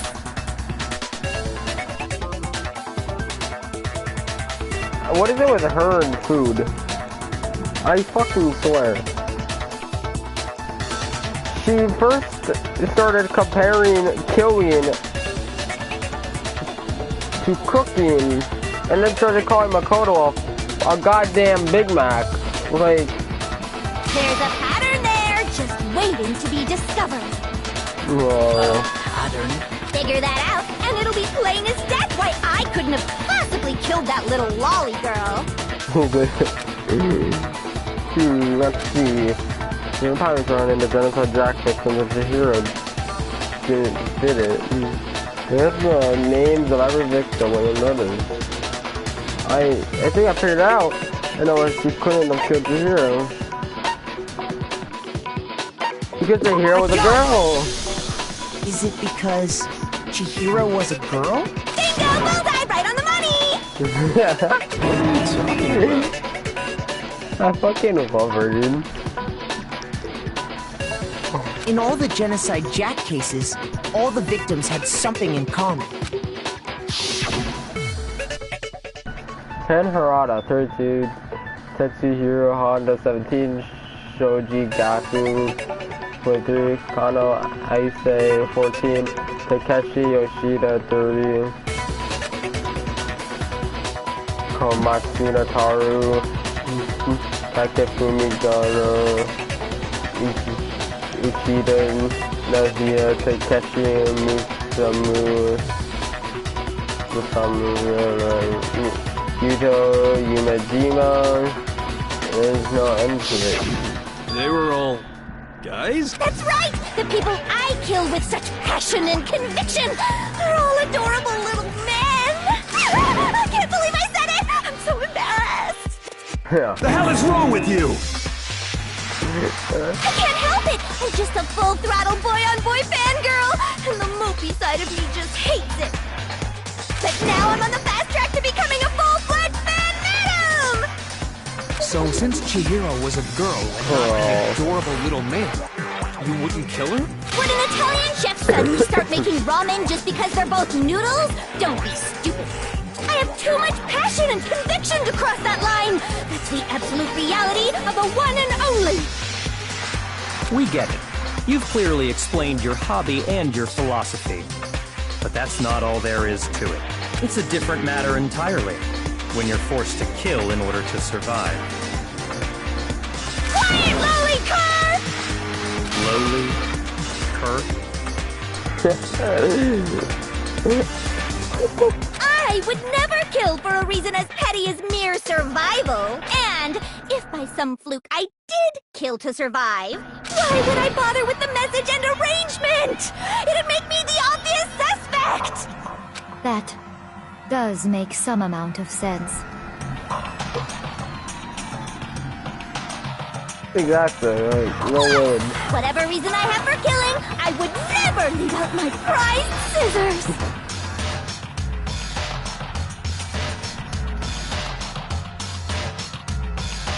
Cause yeah, now that I think about it, if Toko was killing just for the matter of the killing game, I doubt that if she did kill for the killing game, she wouldn't have done what she normally does for all the other people she murdered, because again, it would, as she's just said, it would make her the obvious suspect, and pretty much everyone would know it was her. So I mean, who would go out of their way to use a big, stupid, heavy dumbbell? maybe you used the dumbbell because you couldn't find any scissors in the school? Any scissors? I don't just use any scissors. I only use my own set of high-class envy of the entire world scissors! Okay, whatever. There still aren't any in the school. Are you sure about that?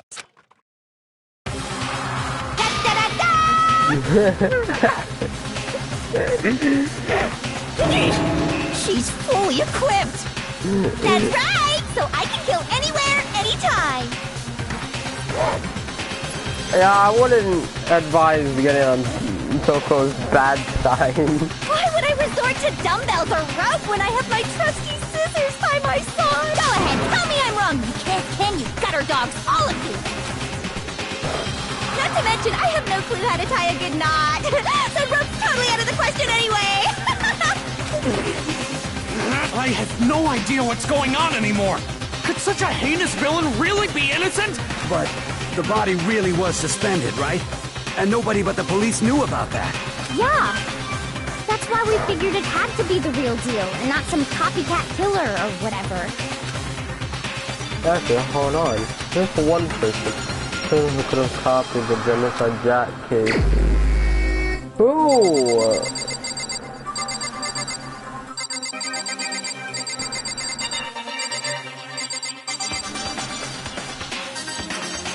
Ooh!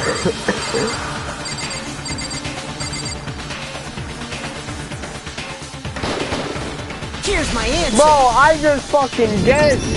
Byakuya, it's possible you could have found out. No fucking way did I get that shit right, bro. I fucking just, I took a fucking wild fucking guess, dude. No way did I actually get that shit right. You'd have no problem gaining access to classified government documents or internal police records. Plus, you'd already looked through the Genocide Jack file before this all happened. Bro, I'm telling you, it's gotta be Byakuya. There's no way it's not. There's no way it's not.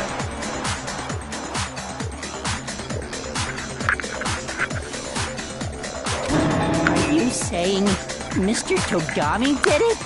That's exactly what I'm thinking. Then, the reason he pushed the theory of Genocide Jack being the killer so hard was because he wanted to pin the crime on her. So, he rearranged the scene to disguise it and make it look like I put my stamp on it! The adorable glasses man was behind it all! Oh, I'm on fire! Well, Byakuya, what's your response? I see. So now the suspicion falls on me. Then Yeah, I the must suspicion ask, does fall on you, when would you dumbass. say I began acting suspicious? Surely you must have an answer. I do have an answer, just now. Looking back and thinking about it now, the way you were acting right before we discovered the body was a little strange. In the locker room. This suspicion, very suspicious indeed. Wouldn't you agree? Huh? Suspicion? Nobody starts the locker room. You should start with the girls' locker room. You wanted to go to the girls' locker room right away, right? But since you're a guy... I should have naturally thought of the boys' locker room first. Is that what you want to say? The victim was Chihiro, a girl. Hence why I said we should check the girls' locker room.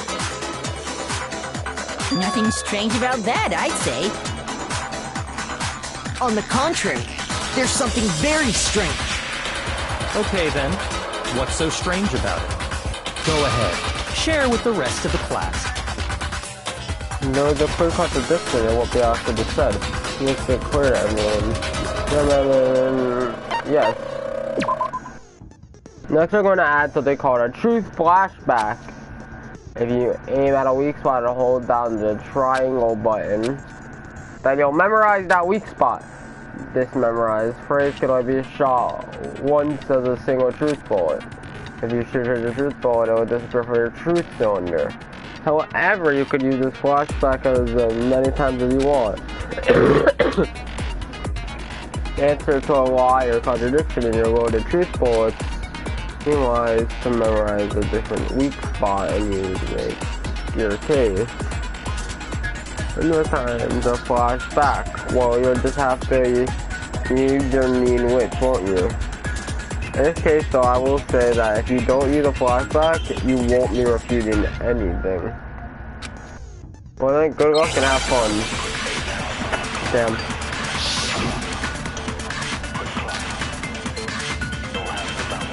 So, you said Byakuya was acting kind of weird before we found the phone. I need to plug in, making sure it keeps unplugging. I need a new charger, I swear. But he was acting weird. How? If you're presented with the opportunity to check out the girls' locker room, you absolutely take it! That's a natural reaction for any guy! The victim was Chihiro, who was a girl. So of course I would suggest we check the girls' locker room first. There was no time for pointless distractions. What's so strange about that? You wish you'd taken me with you?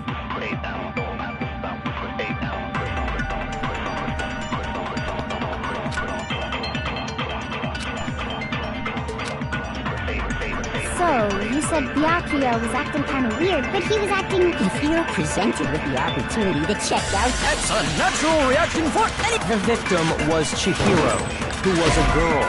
Oh, fuck me. Shoot!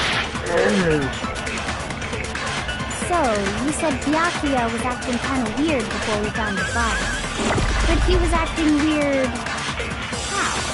If you're presented with the opportunity to check out the girls' locker room, you absolutely take it! That's a natural reaction for any guy! The victim was Chihiro, who was... Got him! No, it's wrong!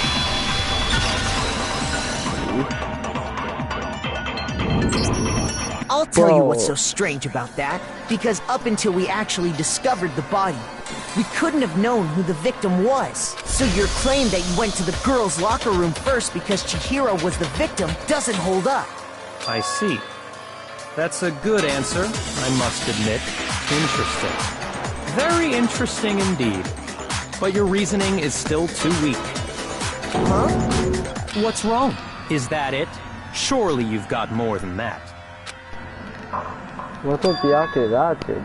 It's like he doesn't even care. I've got him cornered, but he's acting like he has nothing to do with it. You're not finished already, are you? There is.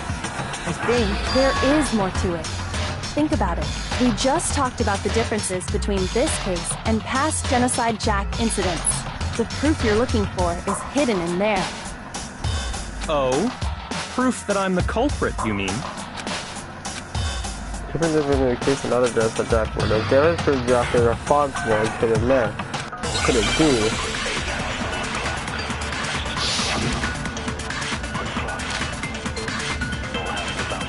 What? The difference between the cases? You want me to explain it again? When I want to kill, I use my very own special scissors. And I use those same scissors to arrange the body. But Chihiro was suspended with... It was some kind of rope, was it not? That's right! It absolutely was! Then there must be something very fishy indeed about that rope. Hey, Byakuya, where'd you get it from, huh? I'd never seen that rope before in my life. Obviously, somebody else must have had it hidden away somewhere.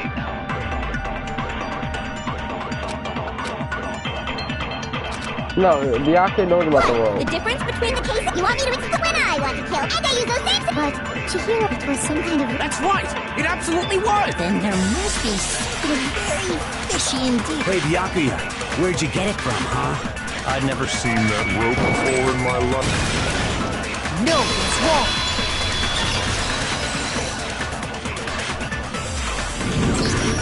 Actually, I'm pretty sure you have seen it before. Because, you see, that rope, or should I say, that extension cord? What? An extension cord? Byakuya, you've used the extension cord in the library more than once, and the same extension cord that was in the library all this time went missing after the murder. And there's no way someone who uses that extension cord as much as you do wouldn't discover that fact. And Byakuya must be the one who took the extension cord. I can't imagine any other possibility. That's really what you think? Then your conclusion is something like this? I killed Chihiro in the girls' locker room, then hung her up and wrote that bloody message.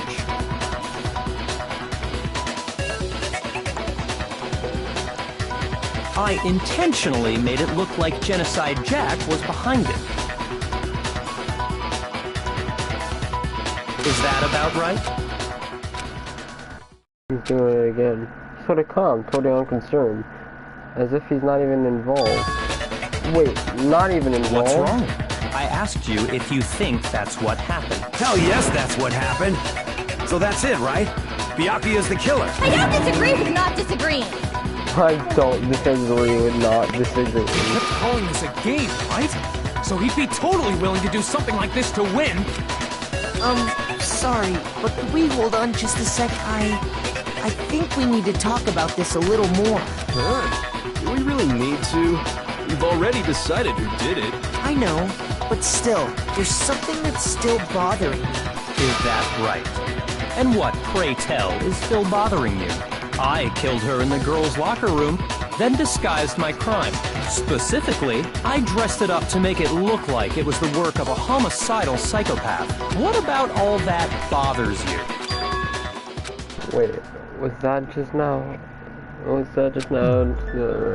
Chihiro's body is definitely found in the girls' locker room. What does that mean? Everyone just accept what Byakuya said is the truth? No, I don't think so. There's something off with this. I got it! You say you killed Chihiro in the girls' locker room, right? Are you sure about that? Isn't it possible that the murder took place somewhere else? How disappointing. What kind of question is that? Even in the world of disappointments, this is a true letdown.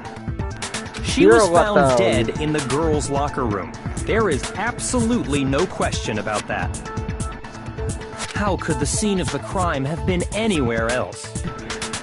You were let down to the day we were born, dumbass. Well, I think it's entirely possible that she was killed somewhere else, then carried there later, along with the rest of the murder scene. The rest of the murder scene? That was awfully specific.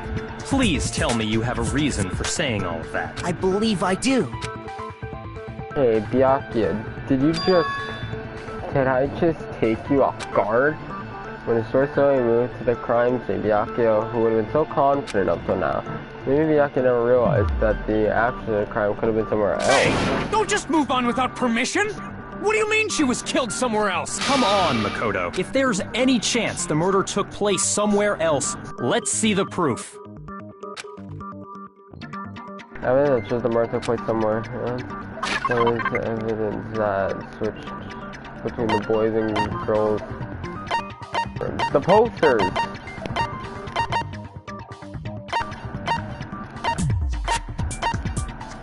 Wait, where? I got it! The proof that she was killed somewhere else is the poster that's hanging in each locker room. Your proof is some posters? The poster in the girls' locker room was a picture of a big boobed supermodel. But don't you think that's kind of strange? Why would the girls' locker room have a poster like that? I bet those massive jugs of hers were totally fake! Meanwhile, the boys' locker room had a poster of the super popular boy band Tornado. Again, that doesn't really seem to belong in a boys' locker room. So you're saying that maybe the posters were switched? And there's one other thing I noticed about the locker rooms. You know what I'm talking about, right, Sakura? You're referring to my protein coffee, aren't you? Yes, I am. Protein coffee? Don't act like you don't know what that shit is, you... While I was in the girls' locker room earlier, I spilled some protein coffee on the carpet. But I noticed that after the murder, the stain had been totally scrubbed away. Is Move. The carpet. I got it! The stain on the girls' locker room carpet wasn't scrubbed away. In fact, I found it on the boys' locker room carpet. That's definitely the stain from my protein coffee. Then, does that mean that the carpets were switched too? But why would anyone do that? To move the murder scene from one locker room to the other. It's what? In other words, in order to completely swap the scene of the crime, the blood-stained poster and carpet were moved along with the dead body. By doing this, the killer was able to change the entire room where the murder took place. I can certainly follow your reasoning, but why would the culprit bother doing that? Huh? Why would they go through all that trouble of switching the scene of the crime? Actually, an even bigger question. If the murder did take place in the boys' locker room, then how did Chihiro get in the boys' locker room in the first place? Ooh, oh yeah, how? To get into the locker rooms, you have to swipe your e-handbook across the card reader device. But Chihiro's handbook should have only allowed her access to the girls' locker room. She had no way to get into the boys' locker room to begin with. No, she did have a way, and I can tell you what it was. I highly doubt that. Shut up! I'm telling you, I know how she could have done it. Is he right? Could you already have gotten into a boys' locker room somehow? Yes, sir!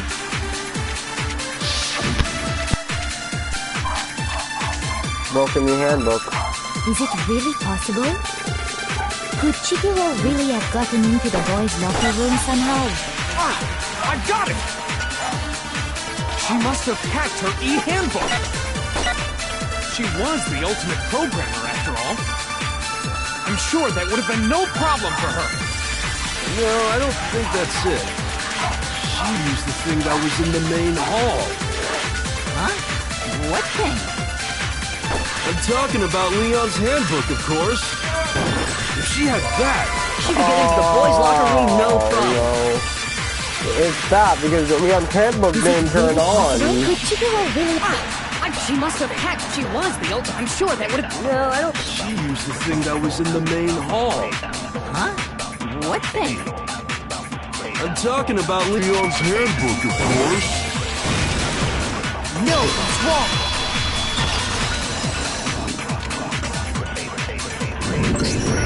No, I don't think Chihiro used Leon's handbook. Why not? Because Leon's handbook was broken. Oh. Well, then, yeah, I guess that'd be pretty impossible. I am struck silent by how quickly you gave up. Plus, isn't there a regulation against using someone else's handbook? Actually, the rule states that loaning your handbook is prohibited. It says nothing about borrowing one. In other words, you could borrow a dead person's handbook all you want, and you'd be safe. Yup, yup, yup!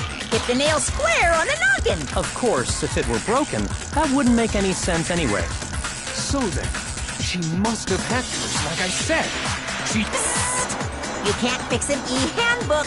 The instant you open one up, a security buzzer starts blaring.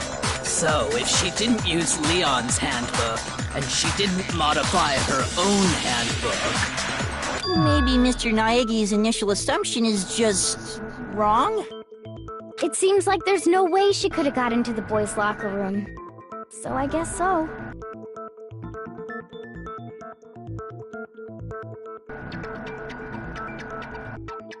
Okay then, I vote for Byakuya. Got it then. Hero was killed in the girl's locker. Maybe Byakuya is the one who did it, really? But still, I don't know. Hold on a second. I agree with you, though. I think you're on the right track. What the? You finally decide to open your mouth and that's what you've got to say? There's no way she could get in the boys' locker room, right? So... Why are you so sure she couldn't get in? There's still one other way she could have gained access. What? What are you talking about? Well, to explain that, why don't we take a little break from the trial? I'd like you all to come see something. Wait! Just what do you think you're doing? Don't worry. This'll make the whole trial more exciting. Huh? It'll make things more exciting? Bro, the better Monokuma really seemed to like that. Well, all right then. I declare an official class trial recess. For real? Now then, what is it you want to show us? It better not be boring or I'll be very unhappy. Oh, I have no doubt it'll meet your lofty expectations. So, shall we go?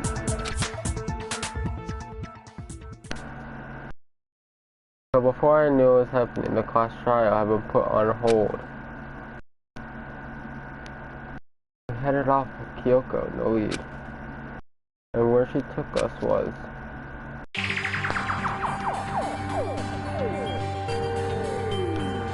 The girls' locker room? We've already searched this place top to bottom! What are you trying to pull, Missy? I'd like you to examine the victim's body one more time. Be sure to examine the entire body very carefully. Take your time. Examine her carefully? Like using our hands? No way, no way, no way, no way, no way! It's probably best if I don't run my hands all over a girl's dead body. It's not that I'm creeped out or anything, it's just based on religious grounds, you know? Man, fuck your religion. This is fucking serious, dude. Very well. I'll do it. But you're a girl. You shouldn't have to touch a dead body. Just let one of the boys do it. Man, fuck you. No, it's okay. I think Chihiro would rather have a girl examine her. So just leave this to me. Sakura. What is this? Some kind of secret girl-on-girl action? Is that what you two are about? That's not it at all. Stop screwing around. Okay, here I go. I'm sorry, Chihiro. Please excuse the intrusion. Putting her hands together in a brief prayer, Sakura then began to quietly examine her body. Be sure to check her entire body, and I believe we will solve this particular mystery. Her entire body? I know you say that, but... What? This... What is it? Not possible. It's not possible. Sakura's eyes are staring widely at Chihiro's lifeless form. Her massive frame trembled. This girl is... Is what? Is a boy! Ah, I see. So she was actually a he. Interesting. Bro, what a Thank you for confirming this fact. What? You're joking, right? I wouldn't joke about this. Then it's really true? Chihiro was a god? Oh, what? You guys didn't know? Heck, I knew that right off the bat. Chihiro Fujisaki was totally a guy. He was a cross-dresser? Oh, this was really on fire! I wish I had killed him! So that's what Kyoko wanted to show everyone, huh? Interesting. Yes, that certainly does make things much more exciting. Now let's ride this wave of excitement back to the courtroom and get back to the trial. Ahem. I do apologize for keeping you waiting. Now then, let's resume the class trial. We've all just learned of the shocking revelation that Chihiro was actually a boy. Let's pick up from there. Yes, well, I don't know his reason for hiding it, but the fact is, Chihiro was not a girl, but a boy. I think that Chihiro was actually a guy. I thought I never crossed my mind. And because the victim was male, he would have had no problem gaining access to the boys' locker room. Assuming his handbook did, in fact, list his gender as male, then yes, that would be true. Of course his handbook said he was a boy. He dressed like a girl, but he was a boy through and through. So then, there should be no issue with Makoto's initial assertion. The victim was killed in the boys' locker room, and was then later moved to the girls' locker room. and the killer could have easily used Sayaka or Junko's handbook to get into the girls' locker room. So Chihiro really was killed in the boys' locker room? I still don't understand the motive for moving the body, but yes, that does seem plausible. Well, I must admit, I did find it rather odd. I knew he felt a little off. There was a certain incongruity to his female body. This is the most titillating situation! So now everything has been connected. All the mysteries have finally become clear. Okay, well, connected or clear or whatever. We still think you're the killer, remember? Very interesting. This has become very interesting indeed. He's off in his own little world. What about you, Makoto? After everything we've learned, do you still think Byakuya's the killer? No. Well, without a doubt, Byakuya is the one that made Chihiro's death look like Genocide Jack did it. But I think he might not actually be the killer after all. What? But aren't you the one who accused him in the first place? He just seems to be too easygoing about all this. Like he's enjoying us solving the mystery. The way he's acting, it makes it seem like it doesn't have anything to do with him. And you think that might be because it doesn't have anything to do with him? Plus, the evidence he left behind was a little too... how can I put it? Overt. He consciously chose to use the extension cord, knowing it could connect him to the murder. At least, that's how I see it. And Byakuya, when you found out the murder took place in the boys' locker room, it seemed to rattle you. And then again when you found out Chihiro was actually a guy. If you really were the killer, that stuff wouldn't have had any effect on you.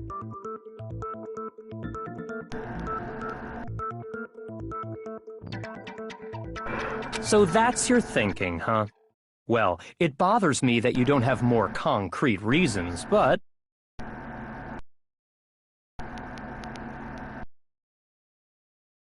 it's fine. I guess I'll mark it as correct, for the time being. Mark it as correct? He's right. I am not the culprit. I just happened to come across the corpse in the girls' locker room and decided to alter it. Are you fucking with us right now? No, I am not effing with you right now. I'm telling you the truth. Well, I find it very hard to believe! Go ahead, find it very hard to believe. You're free to be executed along with the rest of us. If you're really telling the truth, then why? Why do you do that to his body? My reasons hardly matter right now. Uncovering the culprit is much more important, wouldn't you? Now then, if it wasn't me, who was it? Well, I don't think I can say for sure without talking about it a little more. You're seriously gonna keep going? We're all good, aren't we? I thought it was clear Byakuya did it. No, I'm with Makoto. If there's any doubt whatsoever, we need to explore every possibility, because if we're wrong, we all die here. That's true. Very well then. I'm with you too. Damn straight. Count me in. Do you not have a mind of your own? Of course I do. What am I, an ant or something? Anyway, let's discuss this all as a group one more time. That's very true. Our lives are all on the line. Excellent. Then shall we resume our game of hide and seek? If Byakuya didn't do it, then who's the real killer? Who murdered Chihiro? There's anything they should about what we know about the killer. The killer is able to access the real murder scene, which means the killer is a god. I got it! Since the crime scene was the boys' locker room, you need a boys' handbook there, and his aunt's handbook is already broken. The killer would have had to use their own. In other words, it had to be the guy, but that's still not enough. I need to find some more clues.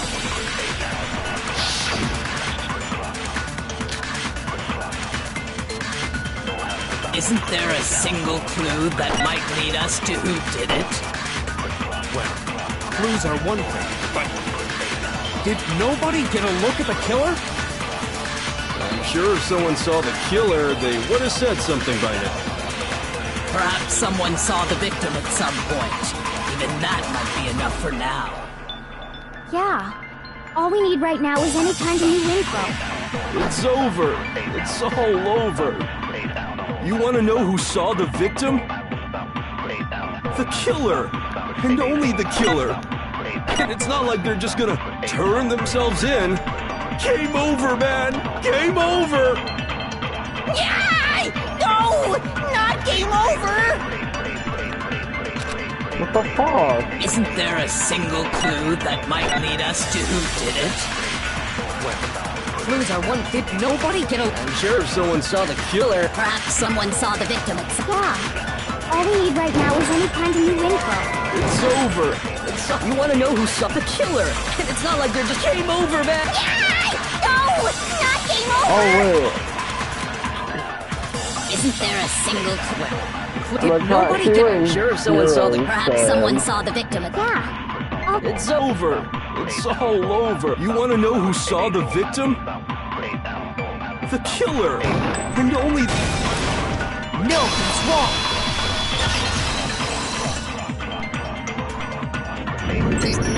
I believe someone else did see the victim before he was murdered. What do you think, Celeste? Now that you mention it, yes. I did see it. Really? Oh, but I suppose only Makoto knows about this. The rest of you had no idea, did you? That it... Whatever! Just hurry up and tell us! It was last night, right before nighttime. I saw Chihiro in the dormitory warehouse. I saw him stuffing a track jacket into a duffel bag, and then, I assume, he headed off to exercise. A track jacket and a duffel bag? But we didn't find anything like that at the murder scene. It seems likely that the culprit destroyed them to get rid of any evidence. And that is when he said something that struck me as rather odd. Well, I better get going. I'm kind of in a hurry. Chihiro told me he was in a hurry, but why would he be in a hurry? Only if someone were waiting for him, I should think. So, Mr. Fujisaki was on his way to meet with someone, and then they were going to work out together? But Hina and I had invited him to exercise with us plenty of times, and he always declined. Probably because he was afraid you'd find out the secret he was hiding, right? Which means that conversely, he must have trusted whoever he was meeting with very much. Enough so that he was willing to risk his secret being revealed. Oh, what a marvelous friendship! The point is, whoever he met up with is the culprit, right? So we just gotta figure out who it was. But knowing what we know, I can't even guess. No. You already have what you need to make the connection. Huh? You know who the killer is. Seriously? Who is it? Who's the killer? Think back to the track jacket and duffel bag the killer disposed of. Focus on the details of these items, and it should become obvious. Are you sure about that? You really think we can figure out who did it based on two pieces of evidence that we don't have? What? You want to track down some fingerprints or something? Even if we had the equipment for that, we wouldn't know how to use it.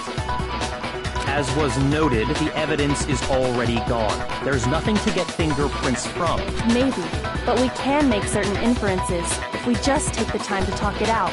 Easy for you to say. But fine. Celeste, did you notice anything special about the bag or jacket? The bag was just a normal duffel bag from the warehouse. All the bags in there are the same, so I can't imagine what would make that one special. Well, if I remember right, there was a decent variety of tracksuits to choose from. Do you think there might be some connection between the culprit and Chihiro's jacket? Perhaps. Let's explore that and talk a bit more about the jacket he took. This is your track record where wholesome cool about the killer? Somehow, it's very hard to believe.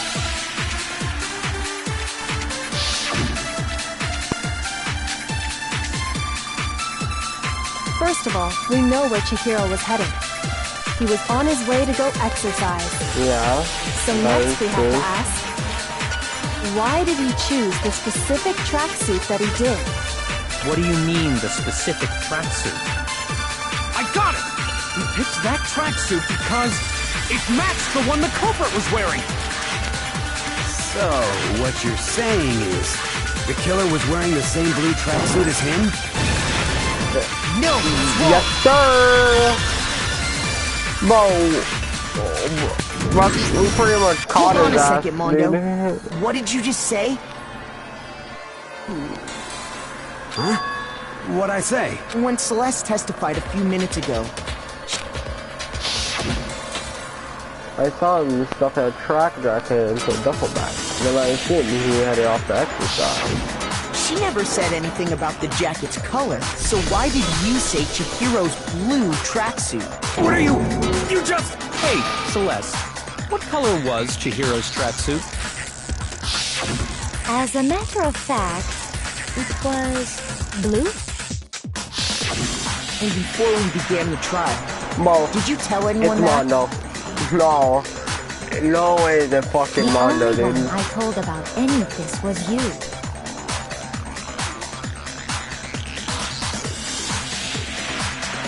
Then, Mondo, how did you know what color Chihiro's tracksuit was? Because I just... I'm sure he saw the clothes at some point in the investigation. No, that can't be it. The bag and clothes were surely disposed of by the time we began our investigation. Then the only reason he could have known what color the tracksuit was is if he saw Cherry with it before he died! That's the only possibility! Cherry? Are you talking about Chihiro? So, how about it? Did you see the tracksuit or didn't you? Just by chance. I just happened to see it last night. Mo, stop making shit up. He walked past me, and he was carrying the tracksuit in his hands. Mo, you're sweating. Oh my god. That can't be it either. According to Celeste's testimony, He stuffed the jacket into a bag in a hurry. It was almost like he was trying to hide it. And it's like that's just gone. when Celeste noticed it, Chihiro made a point of making sure the jacket was completely in the bag. If you just ran into him briefly, you couldn't possibly have seen what color the tracksuit was. It would appear you dug your own grave. Perhaps. But you handed him the shovel, didn't you? That's why you said what you did. Focus on the tracksuit and it'll be obvious who he met with? What a bunch of nonsense. Ah, now I understand. It was all one big bluff, wasn't it? Your true intention was to draw a slip of the tongue from the culprit. That's why you said you knew who did it. To put them on edge. That's right. However, Mondo was my target all along. I had my suspicions about him from the very beginning. But why? What made you so suspicious? That's a good question. Because I hate him. There was a certain It kind of wasn't maybe the you way didn't we notice thought, you only though. called guys Fuck. dude. And after he was killed, once I picked up on that, it occurred to me that Mondo knew something we didn't. You noticed such a tiny detail? Are you a witch? She's a witch! You're positively frightful! No. Not nearly as frightful as someone capable of murdering Wait, a what's friend. it right? Mondo? Was Because, it really yeah, you? it was... It didn't let me know if I got it right or wrong, because I thought I got it wrong. Did you really kill Chihiro? I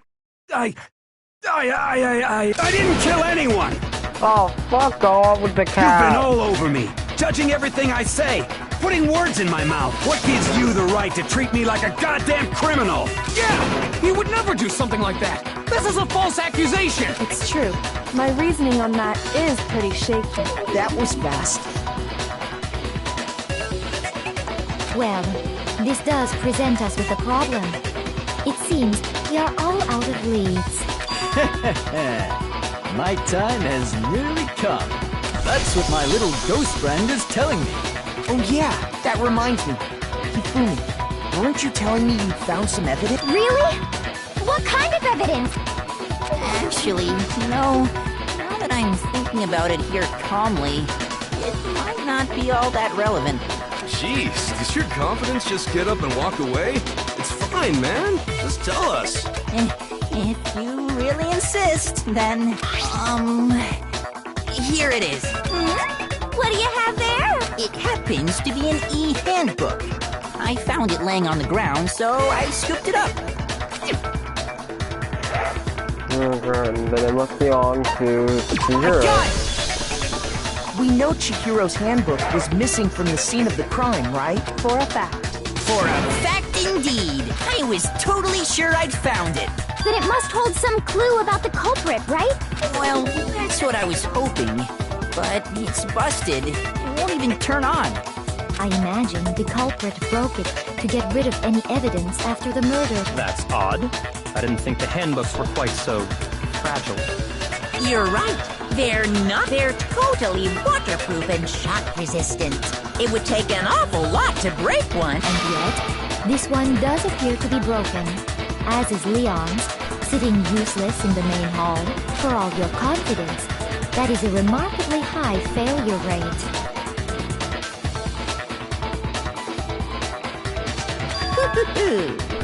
Do you think there might be some kind of mystery in there somewhere?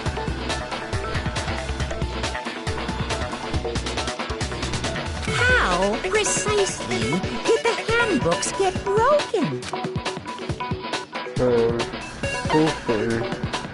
Fancy point. You already told us before that the handbook has one weak point, didn't you?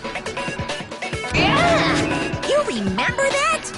Sure, maybe I let that slip, but I never told anyone what the weak point actually was. But if the handbook is supposed to never break, and two of them broke in quick succession, then we can only assume that someone's figured out its weakness. You know what the weakness is, right, Monokuma? So, what is it?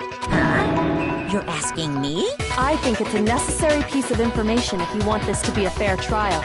But if I tell you, and someone else decides to copy it, that would be very not good. Just tell us already! Why would we want to break our own handbooks? Oh well, I have a weakness for pushy demands. But you're sure you won't follow their example? Then allow me to make a special announcement. The weak point of my cutting-edge e-handbook is when it's exposed to high temperatures for too long, it will suffer a meltdown and totally break! I flippin' knew it! Yeah, because I found the handbook laying on the floor of the sauna. The temperature in the sauna can reach over 200 degrees. Strange how you don't get burnt, huh? It's because as your sweat evaporates, it creates a cooling layer of air around your skin. If the hot air of the sauna were somehow pushed directly onto your skin, you'd definitely get fried.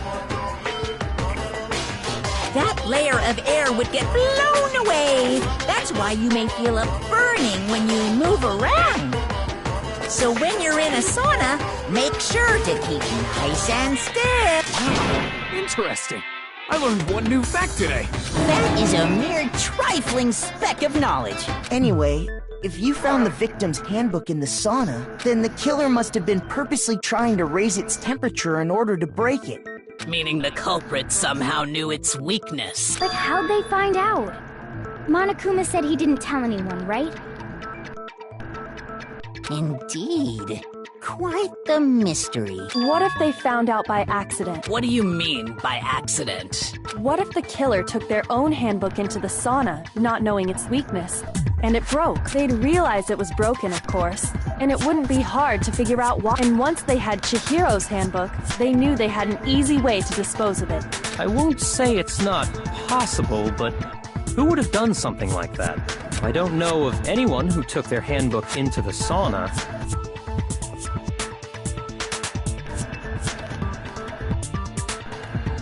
Whoa! Seriously? I think the one who may have taken their handbook into the sauna was... What about their handbook in the sauna? And to be the one who wore all their clothes in the sauna. It was, I remember this role. Here's my answer. Mondo, your handbook got broken in the sauna, didn't it? What? Why? Why do you keep accusing him? You can't Mondo and handle the Taka had an truth, endurance contest in the sauna not too long ago, remember?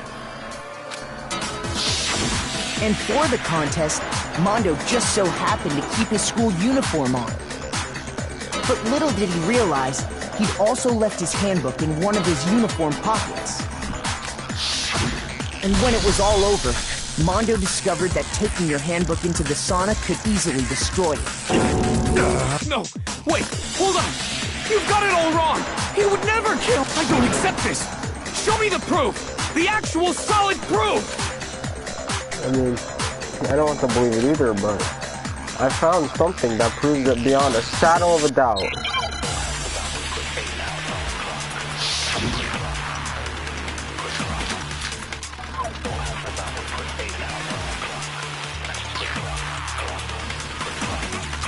Let's test Makoto's assertion. If what he says is correct, then Mondo, you broke your own handbook. Wait, no. In other words, if Mondo's handbook is actually broken, then that... What it was? The thing about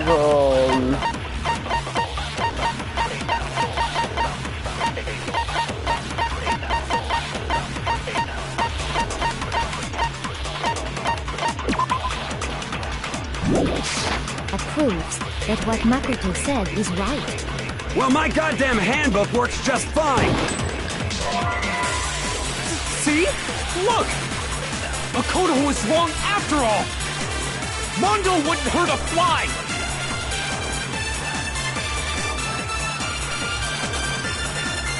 Let's test Makoto's assertion. If what he says is correct, then Mondo, you broke your own handbook.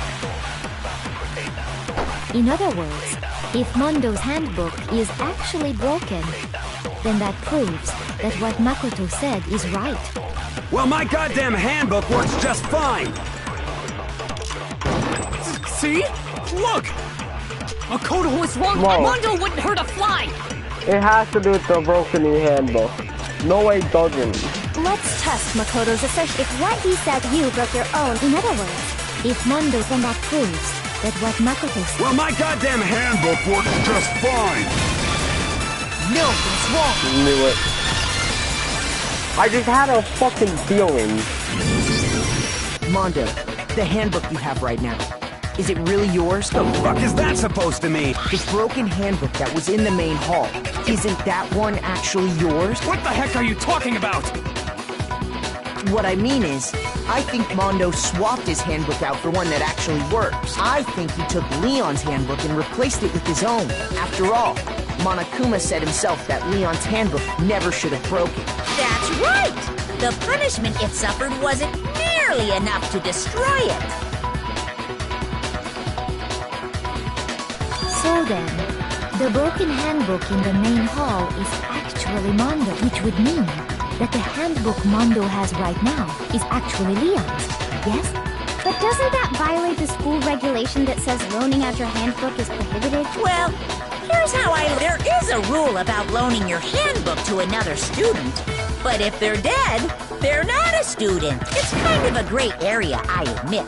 But no worries. If anything, it just makes things more interesting. As such, I decree that exchanging handbooks with a corpse is not a violation of the rules. Well, Mondo, if I'm wrong about this, you're welcome to say so. I'm happy to admit I made a mistake. Son of a bitch. What's wrong, bro? Come on! Tell him he's wrong! You are wrong! You have to be wrong! Everything you just said is wrong! You made it all up! Okay, then why don't we look back on this case one more time, from the beginning. That way, everything will become clear, and we'll all see if I was right or wrong. Let's go. So let's start through here in the warehouse, a duffel bag, and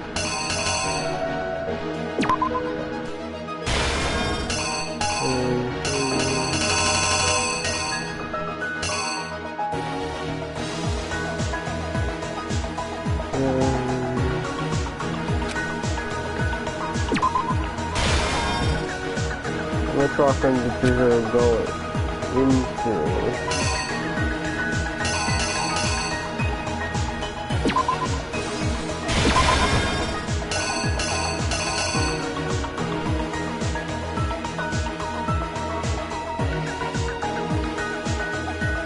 The weapon was...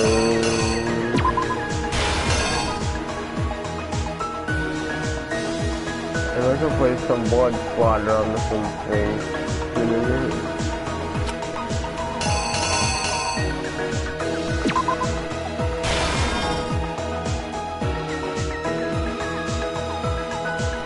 Guys, that's what they could have switched on the carpet as well.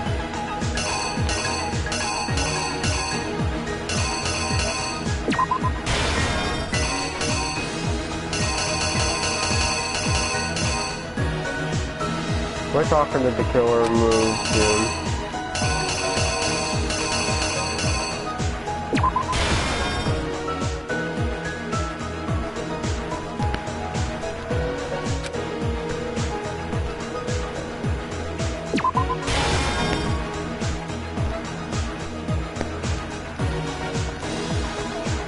What was it that we actually brought the murder scene?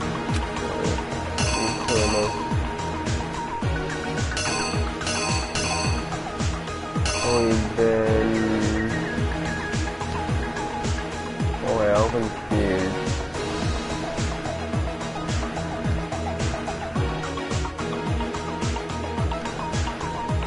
Well, first of all,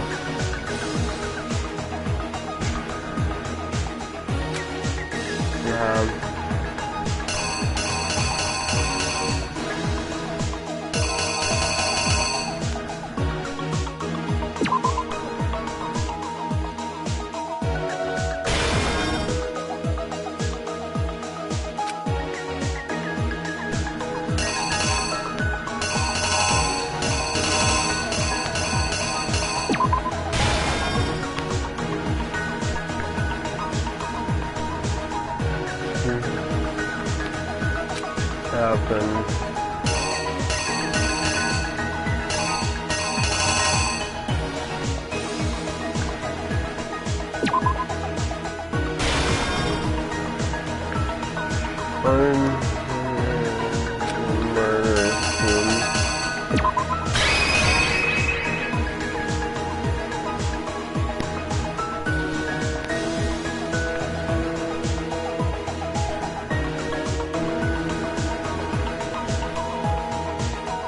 Here's exactly what happened. If I get it wrong... First, let's take a look back. Last night, Celeste, at the time, she was apparently stuffing something into a duffel bag. That something was a blue tracksuit. You can confirm this, right, Celeste? With bag in hand, Chihiro headed out, even though it was officially nighttime.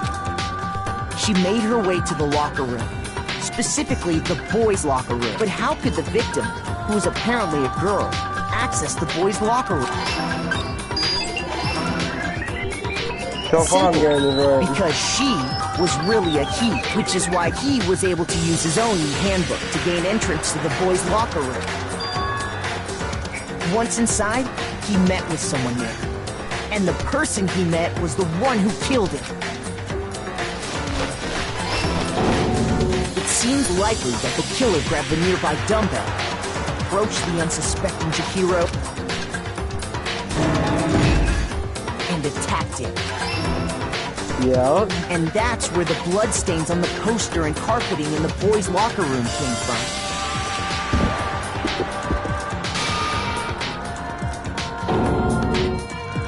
It was likely in the heat of the moment.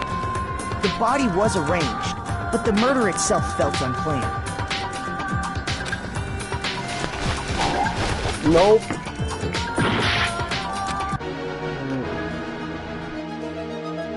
The killer switched the carpet as well as something else.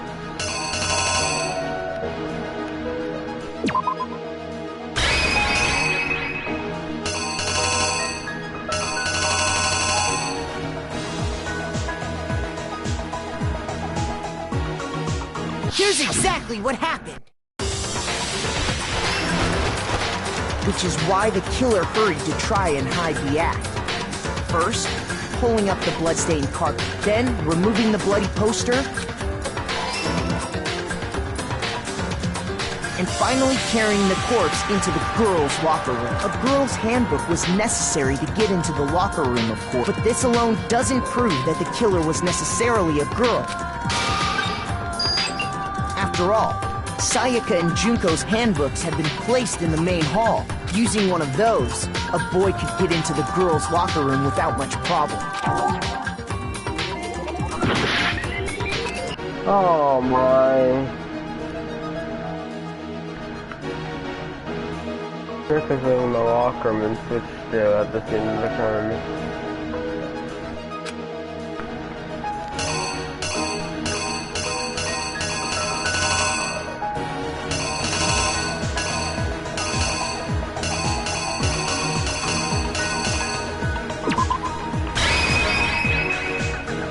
Killer is wrong. you! This one's really wrong. After all, Sayaka using one of those. Never mind, I got it right. And that's exactly how the killer did it. With the carpet and the poster they brought with them, they got to work. They changed the layout of the boys' and girls' locker room in what you might call a crime scene switch. That could have been the end of things. But no, Byakuya discovered the body and decided to intervene in the situation, making things even more complicated. So, after stumbling on the crime scene, he went and grabbed the extension cord from the library, and then he got to work. He used the cord to string up Chihiro's lifeless body.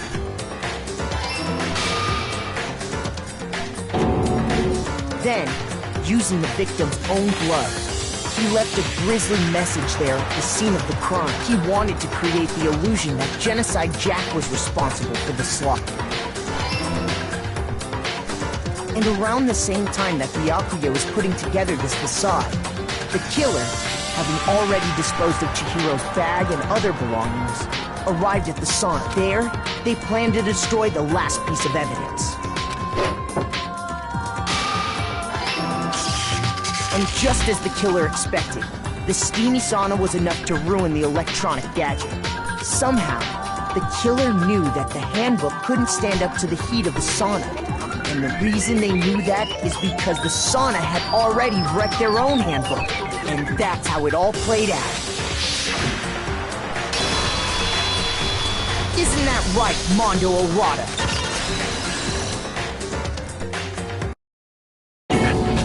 Wait! No, this can't be right. Where's your evidence? Yeah, where's your evidence? You need evidence! You need proof! I have my proof. I just told you my proof. Suck it up and deal with it, bitch boy. Without any proof, you can't pin any of this on him! Stop being a little bitch, alright? I think Armando's the killer. Better revealed itself earlier in the trial. If I could somehow show Armando's handbook is right now, when I do that, area was unclear. No, I'm gonna have to... We'll talk about a little bit about fever time and Nega time. During the full time battle, if you press the R1 button, fever time will activate and the tempo will be forced to its max. So you can push the buttons at random and you won't miss. So you can press X triangle how you want to destroy the opponent's verbal assault. But you know, this will only last until your focus gauge runs out, so make the best possible use of your time.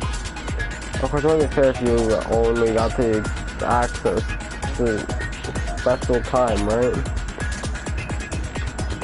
So we've also proposed something called Nega Time that your opponent can use. If the opponent activates Nega Time during the both on battle, the tempo marker will disappear, making it quite a bit tougher to hit the buttons in rhythm. If you activate Fever Time at this point, no, never mind. I'm sure nothing would happen. I don't know what I was worried about. Surprisingly, if you're and of course, potentially the opponent won't use time. Well, good luck and have one.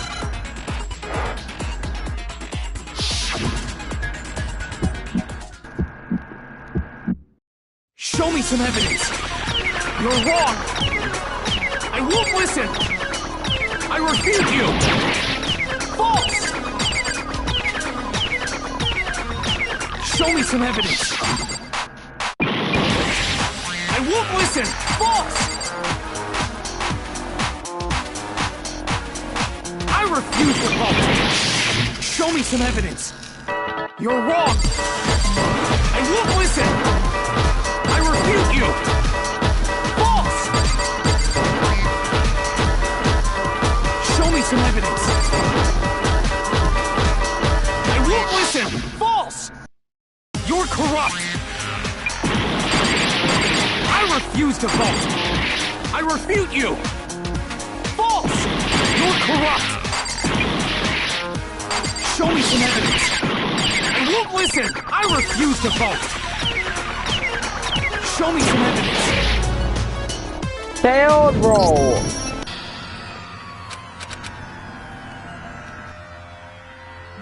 Dude. I refuse to give up yet!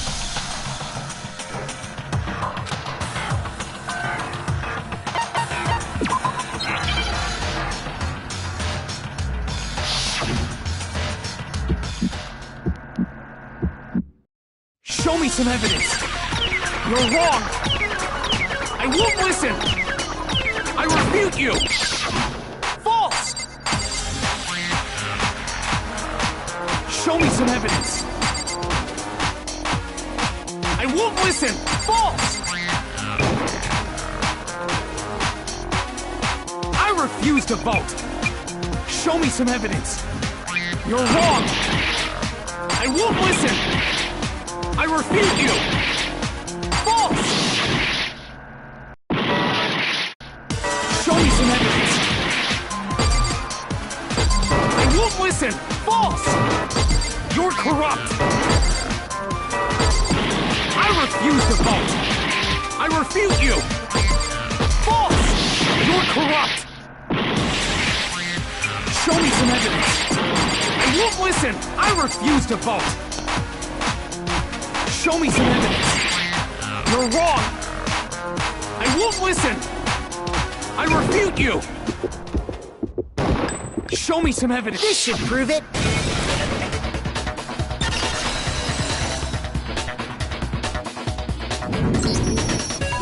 Thinking so far is right, Mondo must have replaced his broken handbook with Leon. In which case, we can just check each of our handbooks right now. Once we do that, we'll... We don't gotta do that. Huh? Yeah, I did it. I killed him.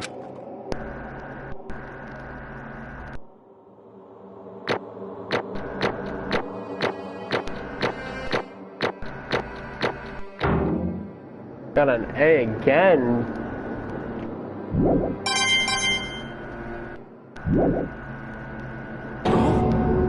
Bro, what are you saying? I got no choice, man. After hearing all that, I gotta just...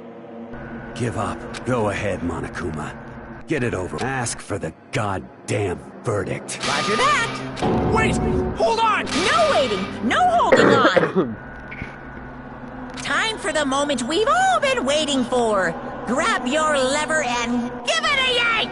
Who will you elect as the Blackened this time around? Will you make the right choice or the dreadfully wrong one? What's it gonna be? What's it gonna be?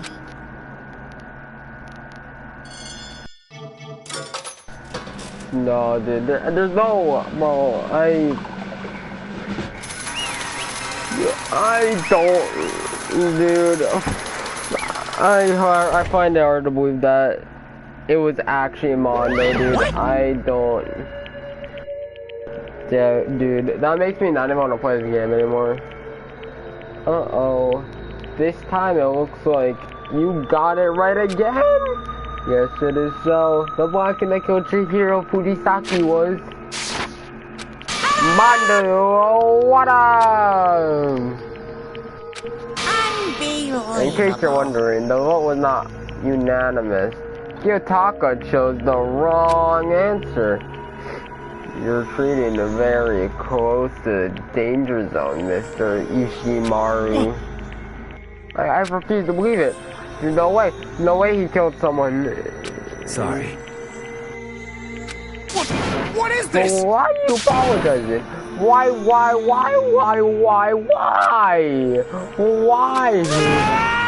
Why did you do it? Now then. Well, looks like Mondo's taking a vow of silence, so I'm gonna explain on his behalf. The story of his murder this time is the sad story of two men. For anyone who doesn't really want to hear it, you can hit the circle button to fast forward the text. Anyway, there was once a young boy, and his name was Chihiro Fujisaki. An extreme inferiority complex regarding his own lack of strength. You're so weak, even though you're a boy. He'd heard things like that as long as he could remember, and he couldn't overcome his weakness. On the contrary, he tried to hide and buried himself further and further into that become that fragile form of a young girl. He had chosen that as his way out. Now, nobody will be able to say anything about even though you're a boy. But no matter how tightly he wrapped himself in that shell, inferiority complex had already taken a root deep inside of him and was not so easily weeded out. As it turned out, the shell was completely empty, and the complex didn't disappear. Instead, it only grew stronger and stronger. I actually really want to see how long I've been alive for. Also, hold on, let me do something. So first, hold on. What?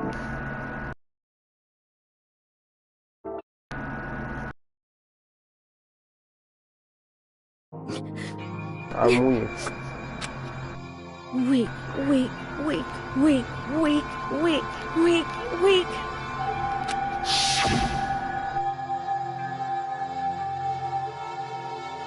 Once the killing game had begun here at the school, he had no choice but to accept this fact.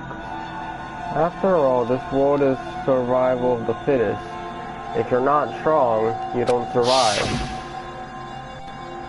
And then the lovely, hateful Monokuma announced the revealing of the embarrassing secrets, which of course Chihiro's embarrassing secret, which I was more than willing to divulge.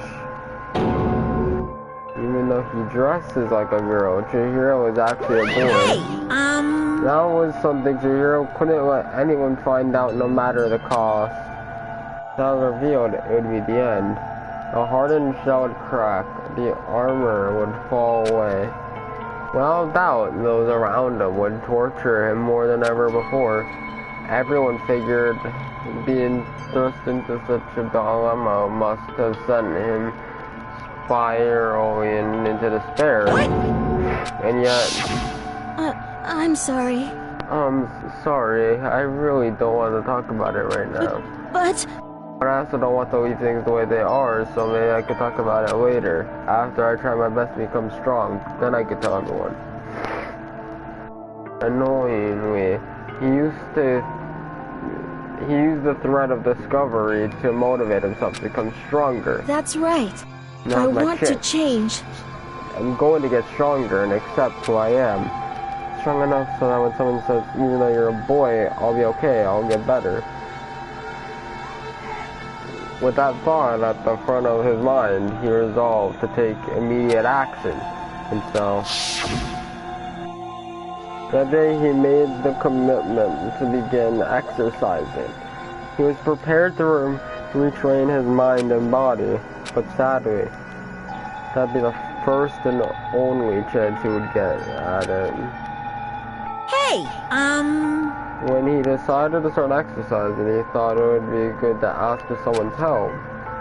He wanted to tell that person his secret first, and then ask them to help him from there. And that person he went that's to, right. it was me. Yep, it sure was.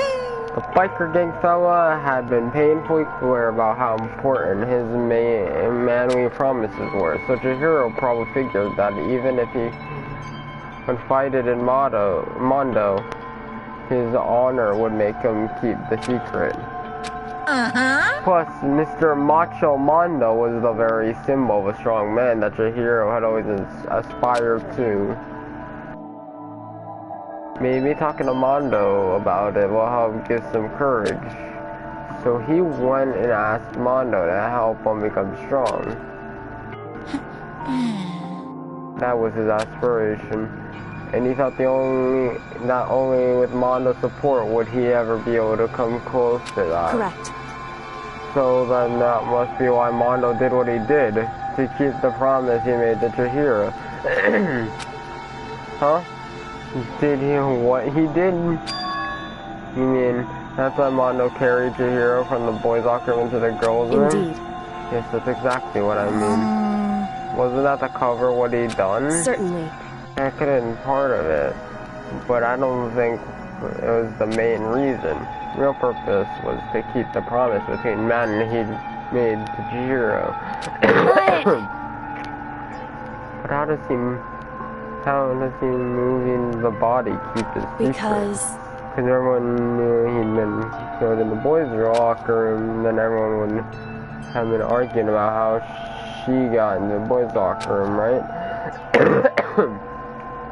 Once that started up, at least a few of us we begun to suspect his identity, so he tried to protect Chihiro's secret by putting him in the girls' locker room and stealing his handbook, see? And Mondo did all that to keep the promise he made to Chihiro, who he had also killed. Why would he do that? The more I hear you talk, the more I don't understand. I mean, you guys trust each other, right? So why did you? Because no matter what, I didn't want anyone to know. I knew it. So that's what triggered it after all.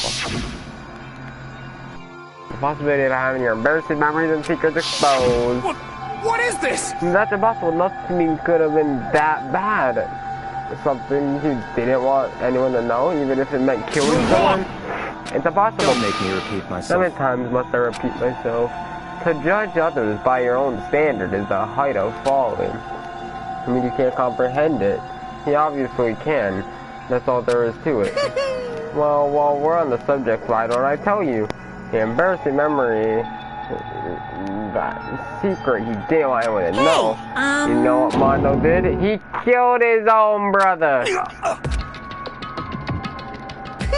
Mondo, the ultimate biker gang leader, makes all the hoodlums and riffraff across the country tremble. But the only reason he had the chance to join a gang in the first place was because of a certain someone.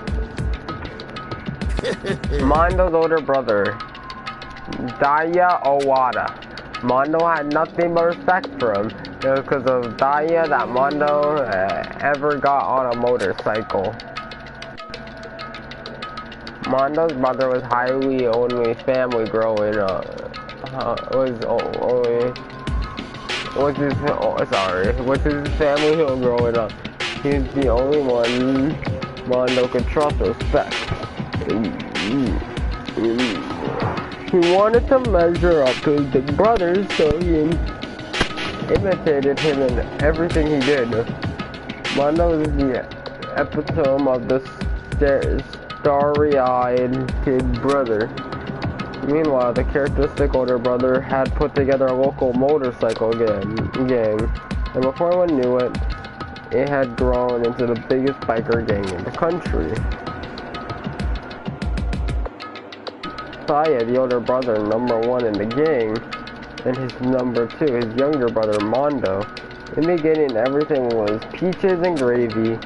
But when Mondo started to think about how he would have to take over the gang from his brother someday, his brother's greatness, his reputation began to gnaw on Mondo's very soul.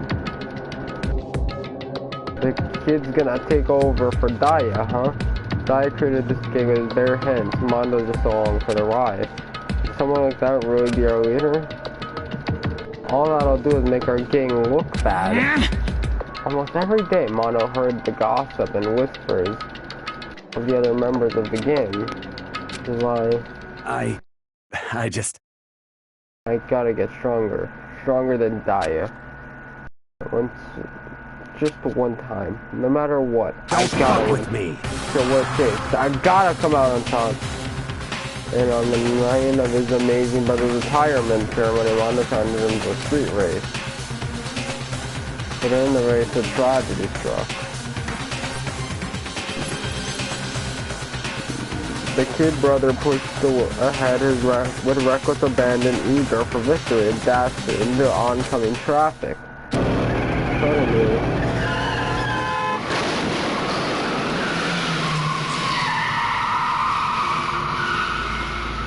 laying in his brother's arms, the older brother delivered his final words.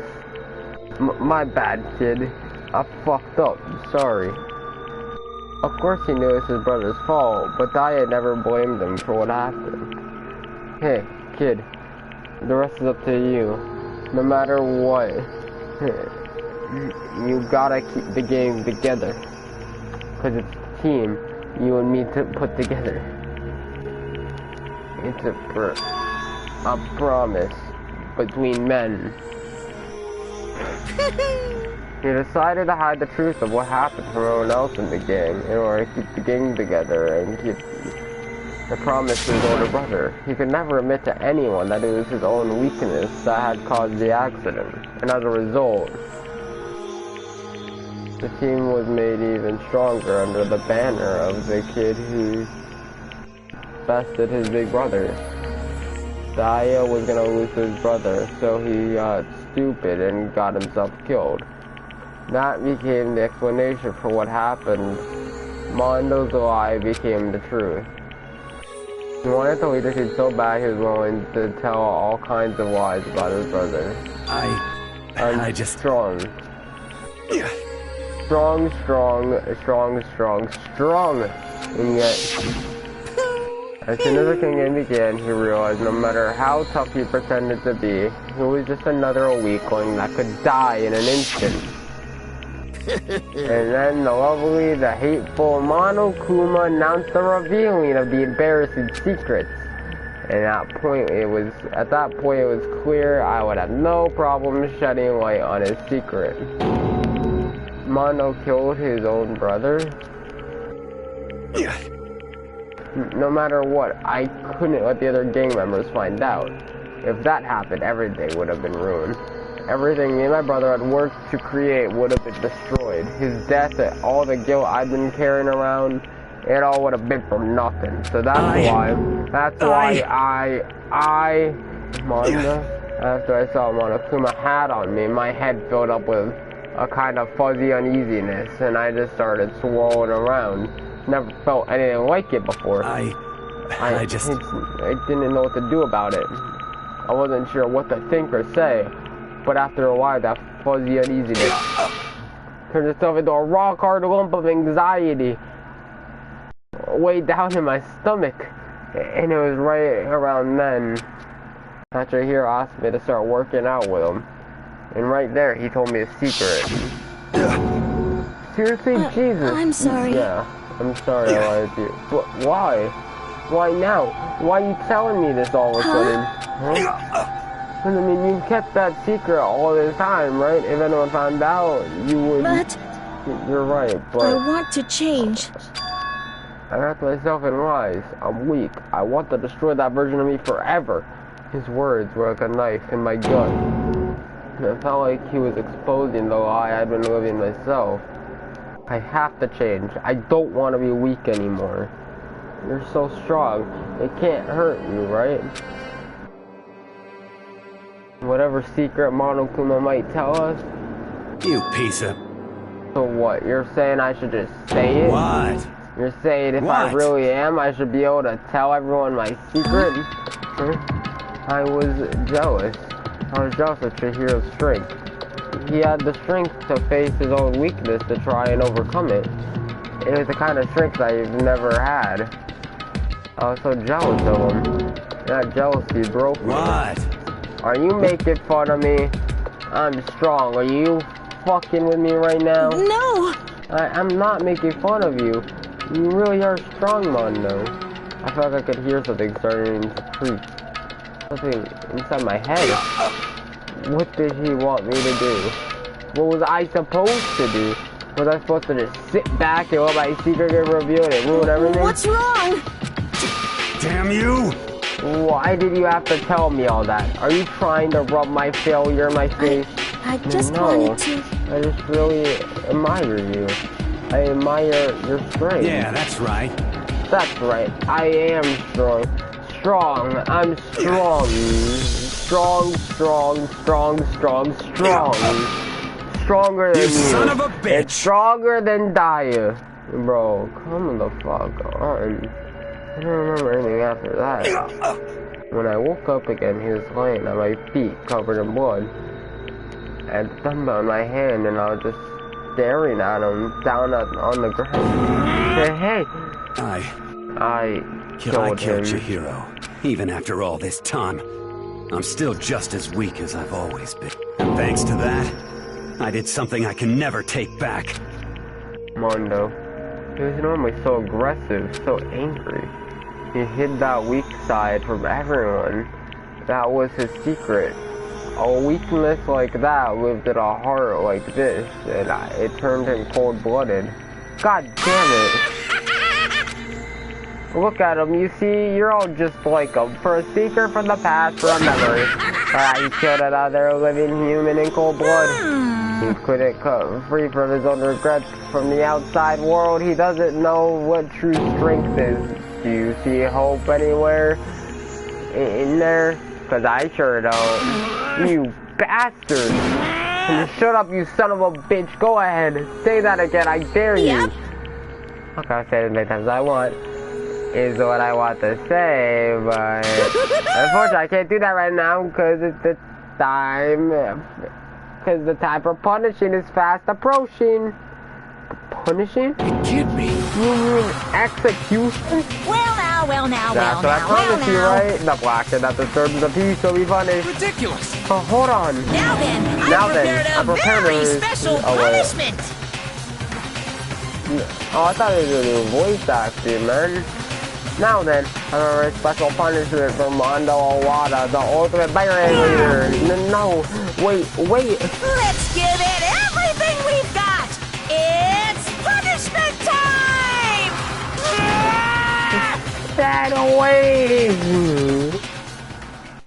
Sorry, man. I couldn't keep the promise we made. From one man to another.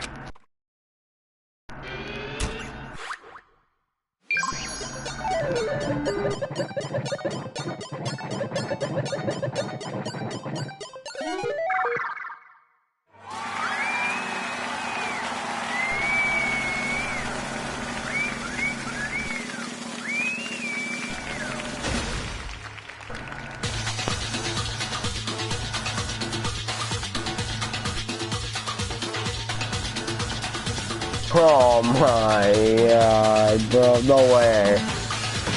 No way, bro.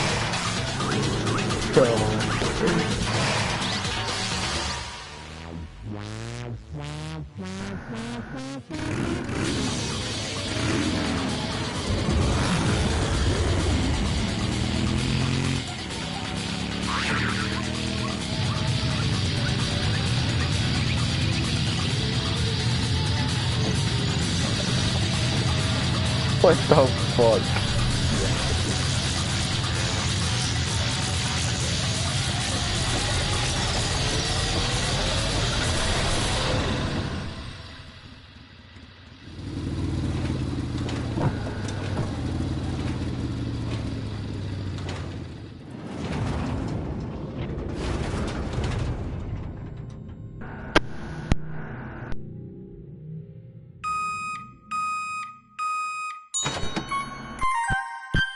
Mondo butter. Bro, this man seriously took a Mondo and turned them into butter, bro. And then he made pancakes. Okay, buddy. Yeah, sure, I'll believe that.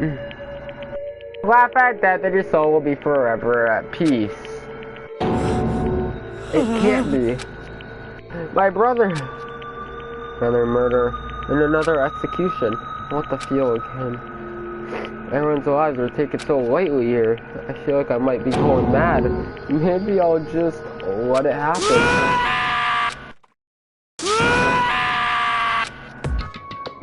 Echoes sad screams of inner school as we were each forced to realize once again.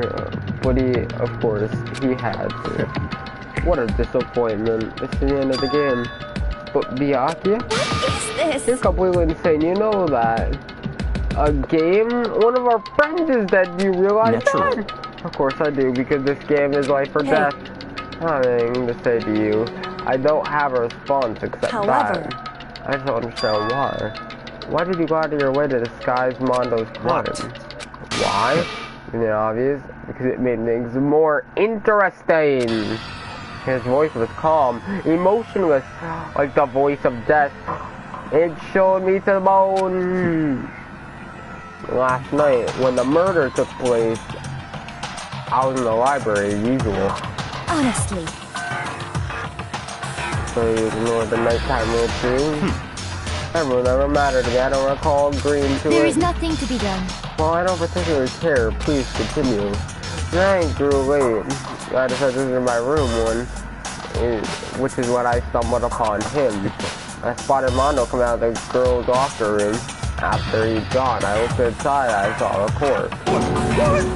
What? You mean you actually witnessed the murder? He was such a fool. He didn't even have the slightest idea that I'd seen him. Well... So you're saying you knew who the culprit was from the very beginning? Right. Indeed. But if that had been the end of it, how boring would that have been?